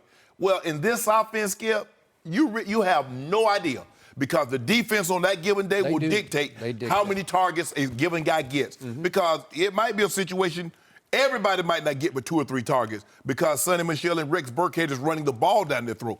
Coach Belichick is not this is what we do. We are a passing offense, and I need to get Tom his numbers, and I need to get Edelman when Gronk was playing. I need to get Gronk. No. That's not how they do it. They're a chameleon. So if you think you got a great run defense and they can't run it, Coach Belichick is not one of these coaches, we had to show them just how tough we are, what we're made of. We're going to run it. No. I'll throw the ball over your head. Or I'll make you come out of that defense that can stop the run until we get something more favorable. That's what he's going to have to do. Antonio Brown has been basically AB for the last 6 years. Ever since he started this streak of 100 straight catches per season. He's been AB ever since then. So now, how does he handle that, Skip? Can he handle not being the guy, but being a guy? That's the hardest part, Skip. That is really the hardest part for a guy, from going from being the guy to a guy. Just makes me nervous about this year. But I still believe that Bill Belichick wants Antonio Brown more for next year and the next than for this year. I think Bill knows in his heart of hearts this is going to be a tough fit this year, if in fact he's allowed to play. That Bill knew from the start, not the right fit for what we do this year. But going forward, what is Bill Belichick's mission in life, in our opinion? I think we share this. Win a title. He wants to win Tom. one without Tom Brady. Right. Yeah. I think, once again, he would like to ease Tom out the back door after this year in favor of Jared Stidham, the next Jimmy G, next year, that he'd like to go forward. And we saw good to great things from Jared Stidham in the preseason. Yep. And boy, he let him play a lot of football to get him ready. And Skip, what's the best way, if you're going to move on from an all-time great quarterback, what's the best way to make the transition easier or smoother for the guy that's coming in? Put talent around him. Okay, and this is where you would need AB because you're going to you're going to reconstitute the whole system because Edelman is not getting younger. No. Gronk might play the back half of this year, but next year probably not. This would be a last hurrah for Gronkowski if he does that. Right. Josh Gordon, you said he's starting to show a little signs of age, and he doesn't look like he can run the way he used to. So all of a sudden, and then can you really count on him, Skip? Can you really count on him? Because we've seen the last couple of years, something always transpires that he has to step away from the game. True. So it's not like you can put a whole lot of trust in that. James White getting up there? Yep, he is. Rex Burkhead getting up there in years? You better believe he is. So going forward, if you want a shot at winning your one Super Bowl without Tom Brady to close the case that you were the most valuable, you need AB next year and the next, maybe the next 3 years, as you go forward with a whole new feel and approach to the way you play offense. Well, here's the thing, though, Skip. I also think what led to AB's behavior is that they needed him. See, when you need somebody, I can act a certain way because you need me, Skip. What happens when they don't need him? So he might acquiesce because he knows he just went to a situation, man, they don't need me. I can't have, they get rid of me. Pittsburgh needed him. Oakland needed him. That's why. You want to talk about 10 targets? He's going to get 15 targets in Oakland. Because, Skip, remember the Baltimore game where he only got like 3 or 4, and he was throwing the Gatorade, emptying the Gatorade out. I went to him, I was like, bro, hold up. I got to drink that. I'm playing while you bull jiving over here. And then he come back the next week and he get 19 targets. Okay. That ain't New England. That's not the way they do business. So, to me, this year, if you add AB to what's already a great mix that we already saw on display last Sunday night, you fall into the 07 Randy Moss trap because they added Randy Moss, they broke records, they won 18 straight games, and they got to the Giants in the Super Bowl and they threw it 48 times and they ran it only 15 times. And it wasn't enough because 48 didn't get you but 239 yards. Well, I think they learned their lesson because if you look at the Super Bowl, they started off, the Rams did a great job of shutting the run down. But they stuck with it. They did. They're like, no, we're not abandoning it because we're not going to put ourselves in harm's way. We're not going to, because if you become one-dimensional, especially against a Wade Phillips coach defense, he'll come get you. Yep. And they were trying to come get him, and they were creasing. You hand the ball off to Sonny Michel on a draw or Rex Burkhead, and the next thing you know, he's past the line of scrimmage. He's got 6-7 yards. And that's what kept them ahead of the schedule. And they just needed one play. So what did you win with Randy Moss? You had him for 3 years and 4 games. You won... Tom won an MVP. Nothing. He won an MVP, and Randy set the record for receiving touchdowns. Yep. 50 thrown, 23 caught. Yep. Good highlights. Records, Yeah. okay? You got lots of electrifying highlights. I got that. And then Tom got hurt the following year. The next year. Yeah. So that was a non-year for them. And then the next year they go 10-6, which wasn't exactly 18-0. And they got run off the field by Ray Rice and the Baltimore Ravens at Foxborough when Ray just ran wild on them, right? Yep. So Randy got you what? And to me, AB's going to get you what this year? I still like their chances as a team, given the unity, the cohesion, the Patriot way. I like their chances better without AB this year. If you, next year, you got me. If you want to start over with Jimmy, the new Jimmy G, as I call him, with Jared Stidham, you got me. You need AB. Coach Belichick is the wealthy guy when people say, what do you get a person that has everything? More of everything. What do you give the Patriots offense when they got Edelman and they got Josh Gordon, they got 2 running backs, and they got Tom Brady? Another weapon. More of everything. N'Keal Harry. Tom is saying he's not going anywhere, so I get the future, but he's still saying, I don't plan on... Coach Belichick... Yeah, well... He's the one... Tom says that. Mr. Kraft says that. The one guy we have yet to hear say anything about Tom playing at 45 is Coach Belichick. And we're waiting on that one. Coach Belichick, like, why are we talking about 45? I'm worried about Miami. He's really worried. Why is Tom wanting to deal with this, though? It just doesn't seem like something he'd want to put up with. That's Maybe all I he's have to say. needling Coach Belichick. Maybe. Maybe that's what it's come to. Okay, let's talk about AB's old team. Steelers, are they being overrated? The guys tell you what they think next. No mercy. So the Pittsburgh Steelers fell flat week 1, only putting up 3 points in their road loss to the Patriots. Their performance impacted their power ranking, according to Pro Football Focus. After being ranked 6th last week, the Steelers dropped down to 10th going into week 2. Big Ben was still optimistic after the loss, saying that the sun is still shining and the sky is still blue. Probably a bit of sarcasm in the way he delivered that one. Yeah. Shannon, are the Steelers too high or too low at number 10? They way too high. Way. Yes. Way. Skip. What should they be, 25th? Or? No, I'm just that performance, Skip. I mean, we're not talking about where they're going to be in 2 weeks or 4 weeks or 5 weeks. We're basing it on the performance that we saw Sunday night. Skip, they got 3 points. Ben looked awful. James Conner, Le'Veon. Who needs Le'Veon? Well, the guy that replaced Le'Veon had 21 yards on 10 carries. He had his last 100-yard game in week 9 of last year. And Juju is finding out what it's like to be a true number 1. Because guess what? Not only do you get their best cover corner, sometimes even when they got him on you, they'll still kick a little cover to you because they don't believe in the other guys. He's going to realize how much easier Antonio Brown made things because even though he was catching a lot of passes, guys were still gearing up their defense to stop AB.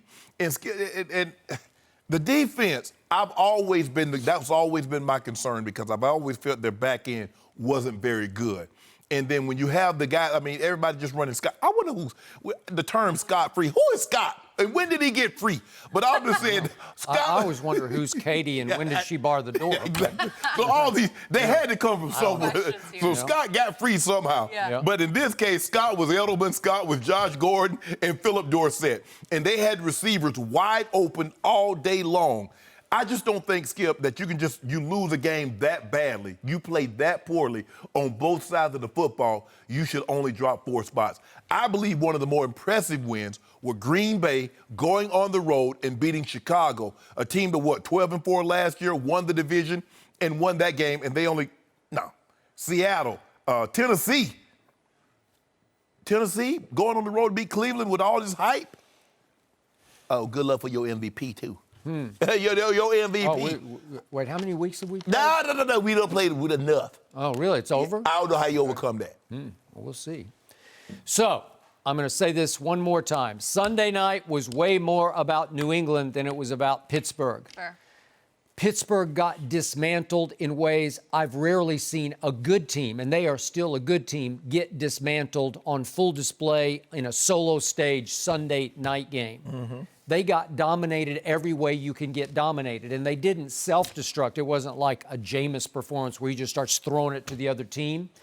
Maybe it later had one turnover later, but again, it wasn't like they were beating themselves. They just got annihilated by a team that beat them in every way, shape, and form you can beat them, offensively, defensively, and with special teams.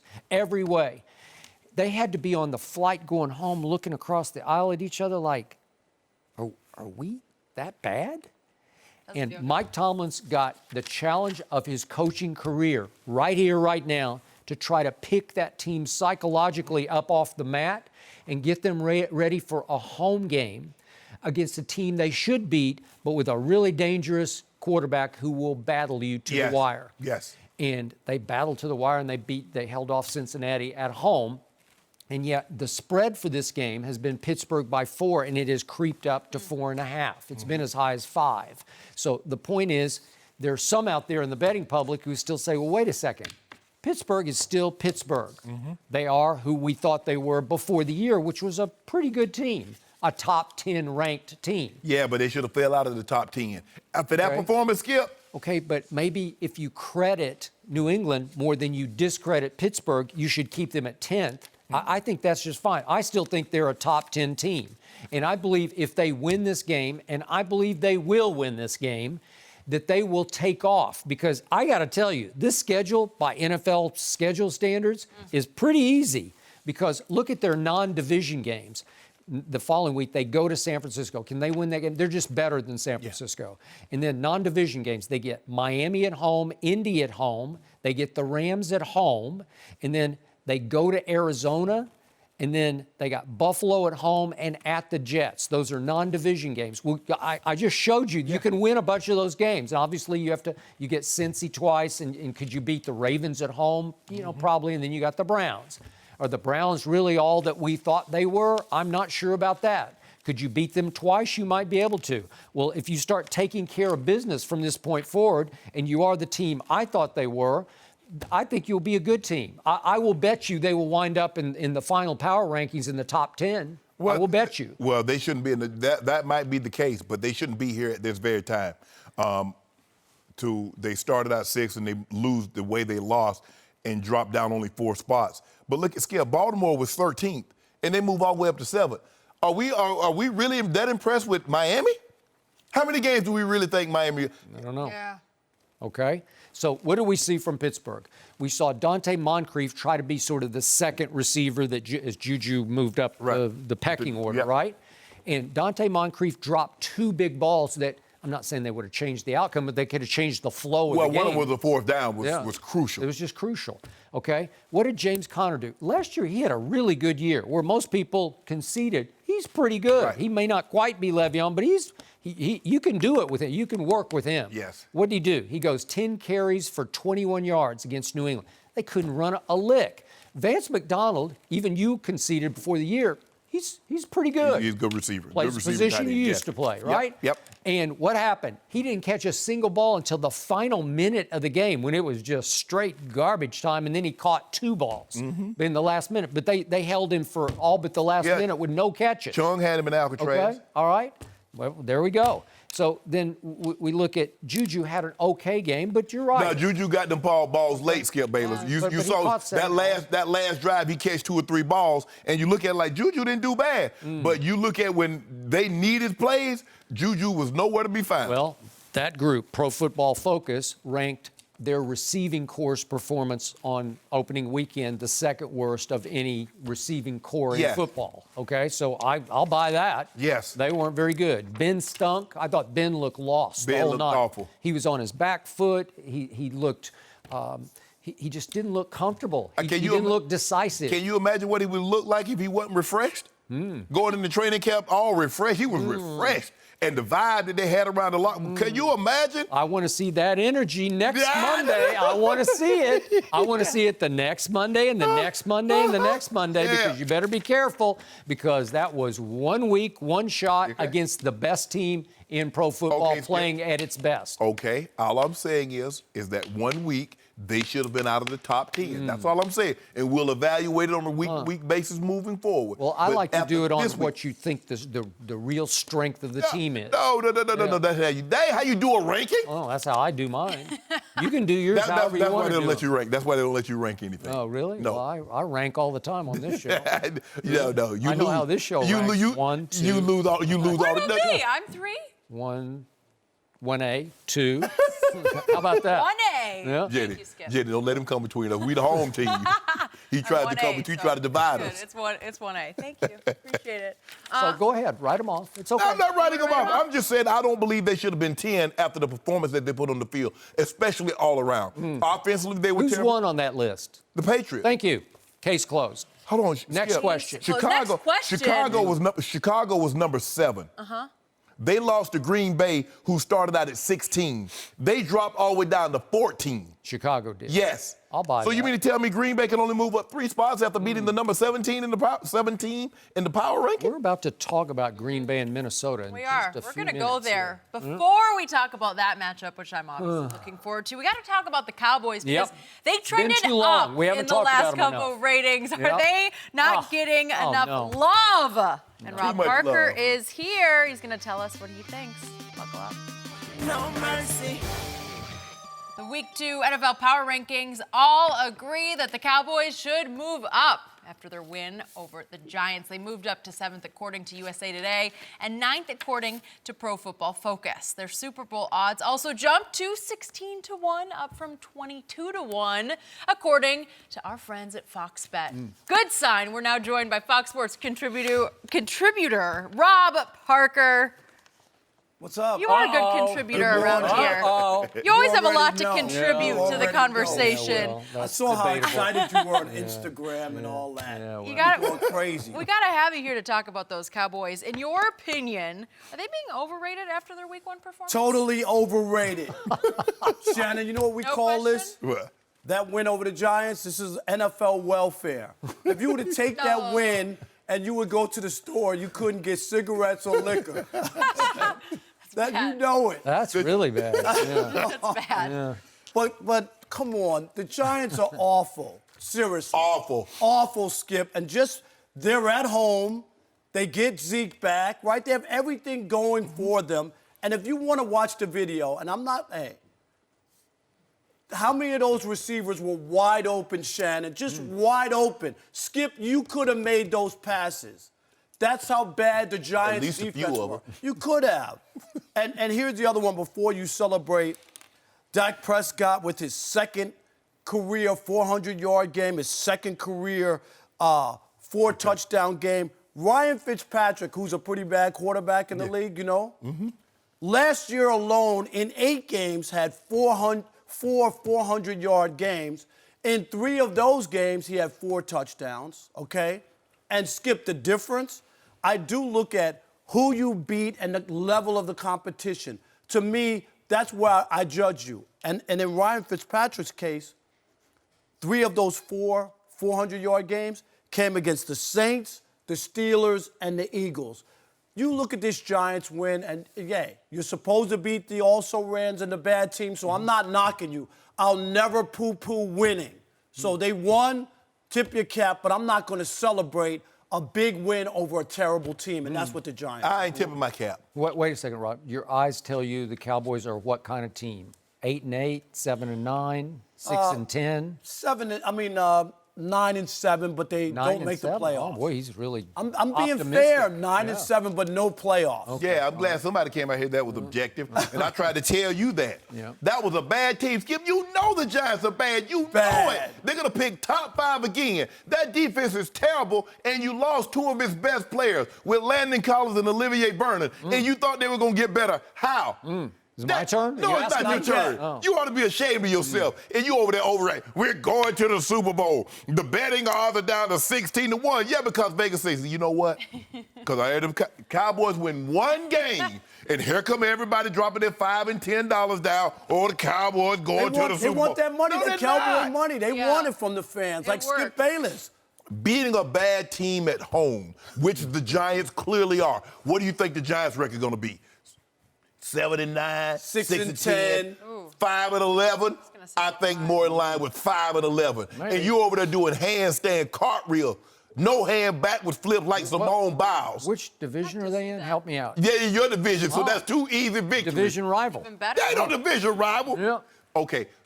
Michigan and Ohio State is a division rival. When was the last time Michigan beat Ohio State? Well, what's the point? My point is They're not rivals anymore. When you're Skip. First of all, the hammer and the nail can never have a rivalry. We know how this is going to end. The Giants haven't been a Cowboys rival in a very long time. You know they're bad, but you want to put we beat the Giants. That's a division rival. So what? They haven't been good in the last long time, and when Jerry World opened that night and Eli was there. That was 2009. He signed his name on his locker. Skip Bayless, still there. Skip, that was 11 years ago. And you're still talking about that. He managed to beat Dak in Dak's debut, his opening rookie game. Remember that? Yeah, he managed. You know what, Skip? You ought to be ashamed of yourself. All we did was win the division. And the Cowboys have the easiest schedule. They get the Giants, Washington, and the Dolphins in the first 3 weeks of the season. And like you said, when they sign Zeke back, it's going to be like a bomb detonating in that locker room. Yep. They signed it right before the season. Where do they go in week 4? To New Orleans. Oh, they take an L. It's a little bit more. Then they have to play the Rams and the Vikings. Then the real season starts. They'll be visiting my restaurant, and I'll make sure I have plenty of L's to serve them. I thought you don't serve L's. No, I don't serve QBR anymore. QBR's off the menu. Yeah. Tell me when it's my turn. It's your turn. You got this. The Giants' defense is, first of all, it's a professional football defense. And guess who's in their line? The 17th overall pick, Dexter Lawrence from Clemson. He's really good. He was out there the whole game the other day, wasn't he? Does that count? Stop, Skip. Is Alec Ogletree, wasn't he a former first-round pick at the Rams? Is he any good? I think he's really good. How about the guy you have raved about for years on this show, Janoris Jenkins, Jackrabbit? He's got cuffs. He puts cuffs on Dez Bryant. He said last week he's going to put the cuffs on Amari Cooper. First play of the game, my guy Dak Prescott, he says, you know what, I'm going to show you. That was for you.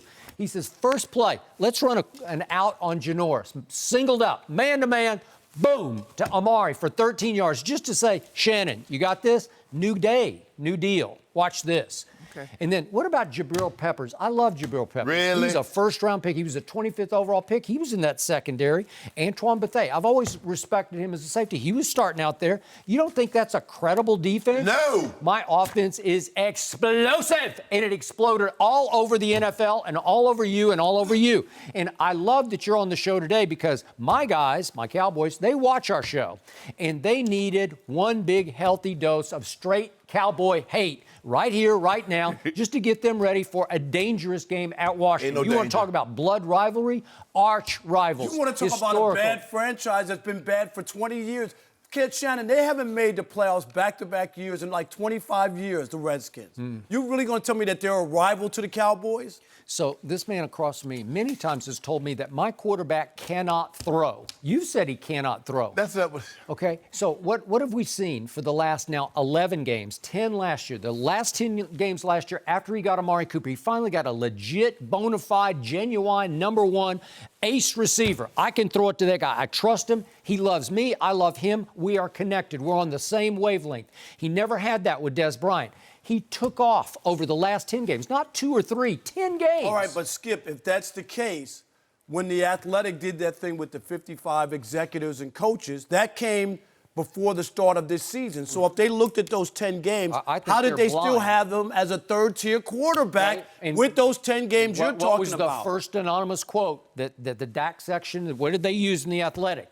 I'm going to paraphrase it, but the guy said, you know what? He may just show you he's a Tier 1 quarterback this year because he's got the capability. But they all put him in Tier 3. Right? So the last 10 games last year, he led the National Football League in completions and in what Pro Football Focus calls catchable passes, catchable balls. So he did it again. And then he throws for 400 in game 1, and you say, we still don't believe. What do your eyes keep telling you? He can just throw the heck out of it. No, they're not. Yeah, they are. They are, Skip. At least admit that. Well, I didn't see him throw the ball against Indy. Remember when they went to Indy? Did he throw the ball up there? Did they have Amari? They were not ready. They didn't have had Amari. all but clinched the division. I told you, that's a young football team that does not know how to get ready for games that you got to get ready for. That's what I'm counting on. And they lost 23-0. In the playoffs, once they stopped Zeke, that game was over. You know that. Over. It was over. Seattle in a playoff game? Yeah, they did. Who took the game over? Skip, Zeke ran for 121 yards. Exactly. My quarterback made the plays of the game. Was it with his arm or was it legs, Skip? Yeah, we took a throw the ball. Remember that 3rd and 16? Remember Third that? and 14. Yeah, I think it was 16. Yeah, because he got 16. Ran for 16. He ran for 16. Yeah, that was one of the luckiest plays I've seen. So my quarterback has become the face of the franchise, the leader of the franchise, and he has finally at his fingertips real weapons. What did I tell you all offseason?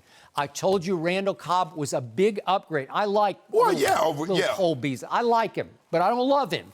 But I love Randall Cobb because you can even run him on jet sweeps. They had all kinds of new action. And he can throw the ball. What did I tell you? He can throw the ball. Yeah. And what did I keep telling you through the offseason? Who will emerge as the deep threat in this offense? Michael Gallup. What did you see? Yeah. Gallup. He was galloping all day. But I could have gotten down the field on them DBs. They were terrible, yeah. Janoris, you're calling Janoris terrible after you put him in the Hall of Fame? Janoris Jenkins is one guy, and he didn't have his best day. But what about the other guys? He didn't have his best day. Jabril Peppers and Buffet, they're looking at each other as they go. Mark Cooper go right down the middle of the field. Wide open. Just like a lot of safeties are going to be looking at themselves. I doubt like, it. I doubt that. Really? I doubt They better win all 3 of these games because they got nothing but cupcakes. So many cupcakes on the schedule. I got a toothache already. Yeah, he opened up a bakery. Yeah, and Sunday we just had Cabo Zeke because he was not ready to play on Sunday. Watch as he slowly plays his way into shape. You know. Right? Yeah. Then you're going to be in huge trouble. We got at least top 2 offensive line, and you saw it in action because Travis Frederick is back. And I kept telling you the whole offseason, beware of Kellen Moore. He will unleash this offense in ways you have never seen under the former coordinator, Scott Linehan, who was meat and potatoes. He's just splashing gravy now all over it. Well, your guy, that's all he could serve because that's all you guys knew how to cook was country food, meat and potatoes. Okay, well, you like it. Creative. I do.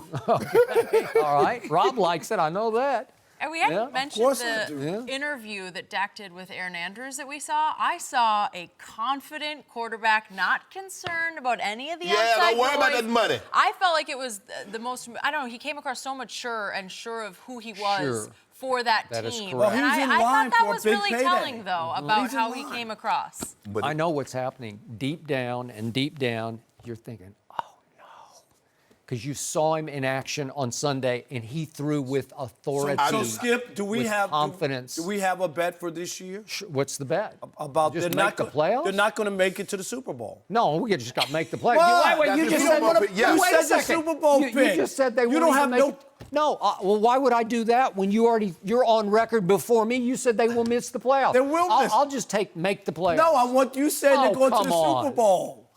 You don't want to go 12-4 too. Come on, no, Skip. I can't. I'm going to jinx. I don't want to jinx my pick. That would jinx Skip, it. don't you I'm have on them as a record. Super- They are going to the Super Bowl. Okay, let's just I don't bet want to that. bet you on it.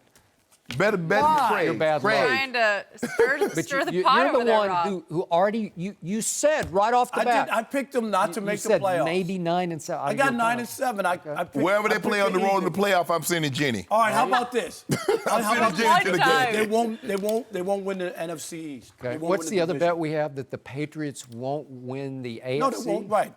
No, you said they won't get to the AFC game, right? Championship Is that what game. it was? Yes, I think. Okay, so since I got that one, I'll bet you Super Bowl. Thank you. Whoa! Thank you. Wow, It he came happened. through. Yeah, I'm All right, good. all right. See, look, he's trying to weigh it out so that Don't he worry can about at it. least- Huh? I sure hope they come back to L.A. because Jenny said she had a good time at the Coliseum. She can go. You know what? You can't stop this team. Oh, yeah. Yeah, Jenny, this is a runaway train. Jenny, you got I him. feel It like has I'll Whole team, you never got a whole forget team. that. You got a Yeah. whole I team. even left early, Skip. I was it was not going anywhere fast, but Oh, I so don't that's even why know. we came back. at the end. That's what it was. That was the change. Jinx? You saying she's a jinx? Supposedly. Why? I You're don't know. not a I was jinx. there. I was trying to help, and I hurt the cause. Anyways, Rob, good to have you. But we have a different game to talk about, and it is all about my favorite Yeah. rivalry, Vikings, Packers. Will Minnesota have any problems keeping it close? Obviously, in my opinion, no. But I want to hear what these Packers guys all day. have Have to- you seen the new defense, Jenny? Time to go, Rob. new We'll tell you next. No mercy. Welcome back to Undisputed. It is time to dive into Super 6 NFL Sunday, the new free-to-play game where you can win up to $250,000 of Terry Bradshaw's money. One of the Super 6 matchups this week, which we will get into in a second, is Vikings-Packers. So, Shannon, what is your early take on the I game? like what I saw from the Packers defense, and there's no question in my mind the Bears might be the toughest defense that Aaron Rodgers faces all year. I expect them to bounce back and play better. I like the Pack. Yeah. This game is going to tell us a whole lot about what these two teams are really made of. True. Oh, I'm excited. I wish it was Sunday already. Before the NFL games kick off Sunday, download the Fox Sports Super 6 app and play Super 6 NFL Sunday for free for a chance to win $250,000 of Terry Bradshaw's money. Must be nice. Despite opening the season with a win in Chicago, the Packers are only a 3-point home favorite in Week 2 versus the Vikings, according to Fox Bet. Looking ahead to the game, how about this, guys? Aaron Rodgers had a unique message for the Cheeseheads, asking Packers fans not to do the wave while their team was on offense. So, Skip, Packers by 3. Is the point spread too high, too low, or just right? I thought this was Aaron Rodgers. Yeah, I thought yeah. this was the new look Green Bay Yeah. defense. I thought you've been raving this whole show about Packers this. Packers are better than Cowboys. Packers should be ranked much They'll show right? you. Really? Well, then why is it only 3? Do you realize Kirk Cousins against Atlanta in their home opener threw 10 passes? They Did just more than he said, should have thrown. wait, he makes $28 guaranteed million a year Yes. for 3 years, Yes. $84 million, Totally right? guaranteed. Totally guaranteed.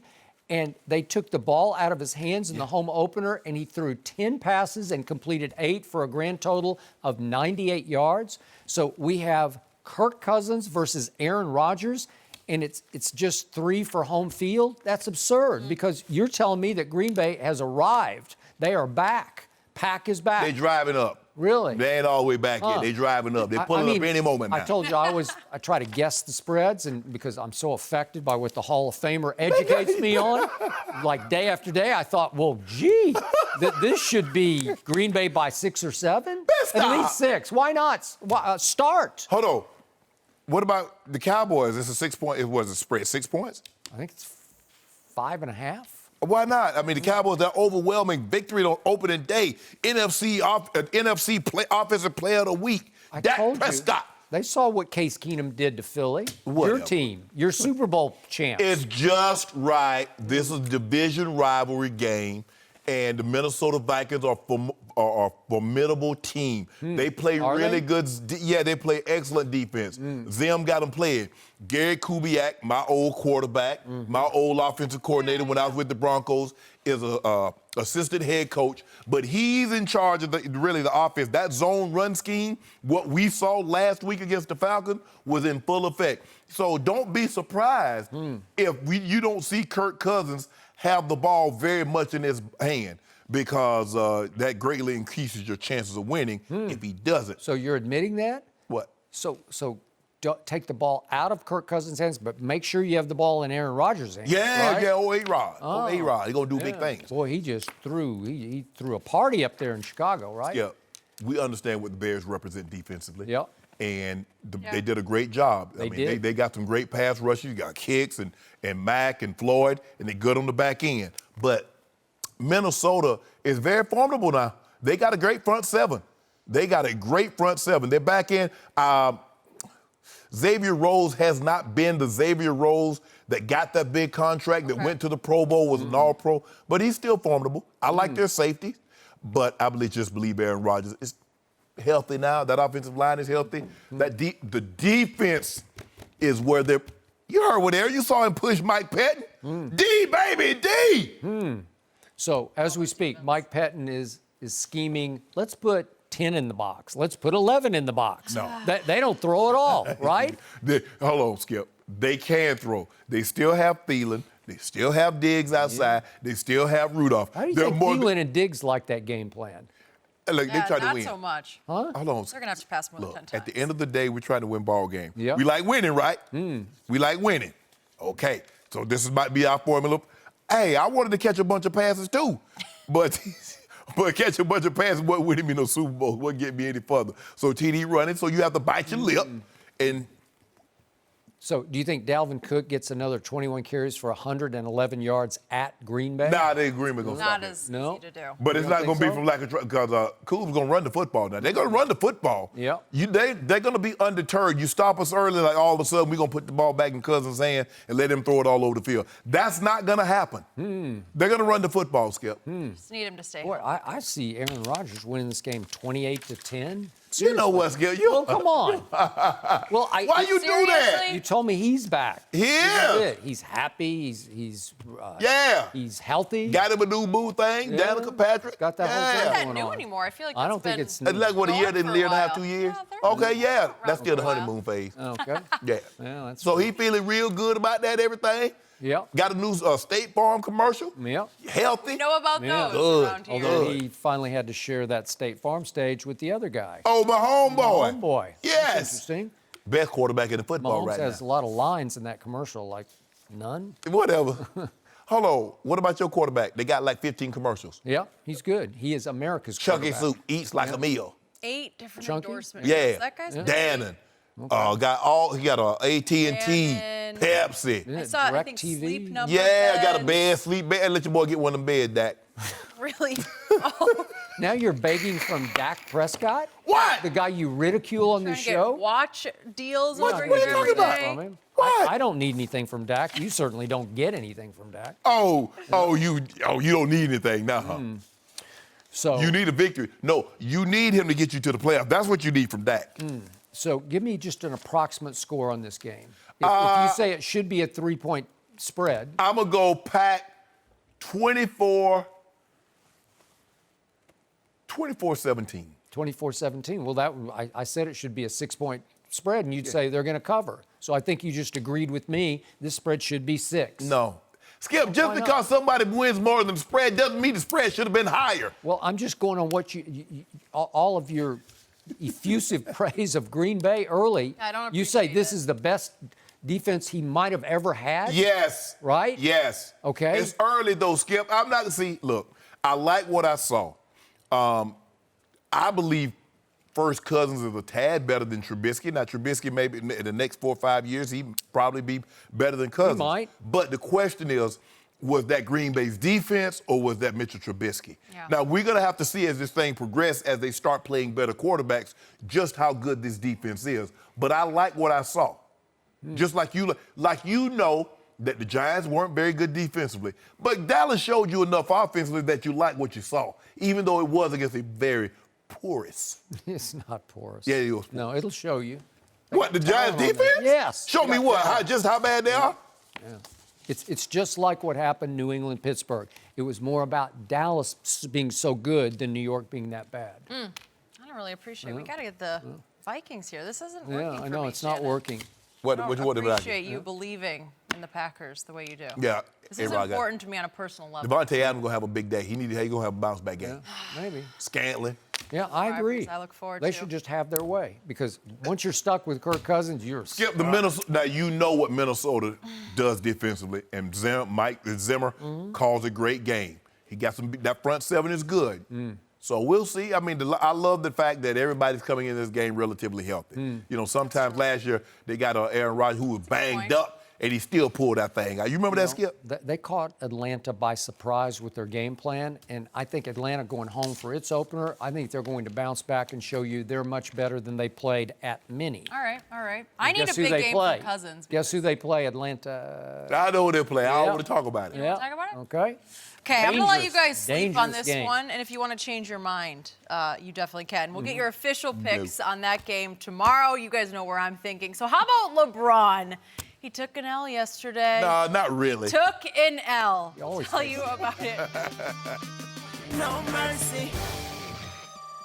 LeBron James has been denied, guys. LeBron submitted a trademark for the phrase Taco Tuesday after making it a staple of his social media posts, which we've all seen. Ultimately, it was decided that the phrase was, quote, a commonplace message. Despite being denied, LeBron's camp said it accomplished their goal of making sure LeBron couldn't be sued by using the phrase. So, Shannon, are you buying their explanation? Yeah, we ain't really want it anyway. Really? But when we use it, we don't want people to say that's our turn, and you can't market it. So we can just keep saying it. We can put it on T-shirts and make us some cheese also. Really? Yeah, that's why we ain't really want it. We ain't really want it anyway, Skip. Boy, that's funny. LeBron takes a lot of L's, doesn't No, we ain't taking a bigger L than Ohio State trying to patent The Ohio State didn't get approved. Okay, so what great spin control by LeBron's people, because you take the L because you'd love to have it if you could have it. No, you can't tell me they didn't want it.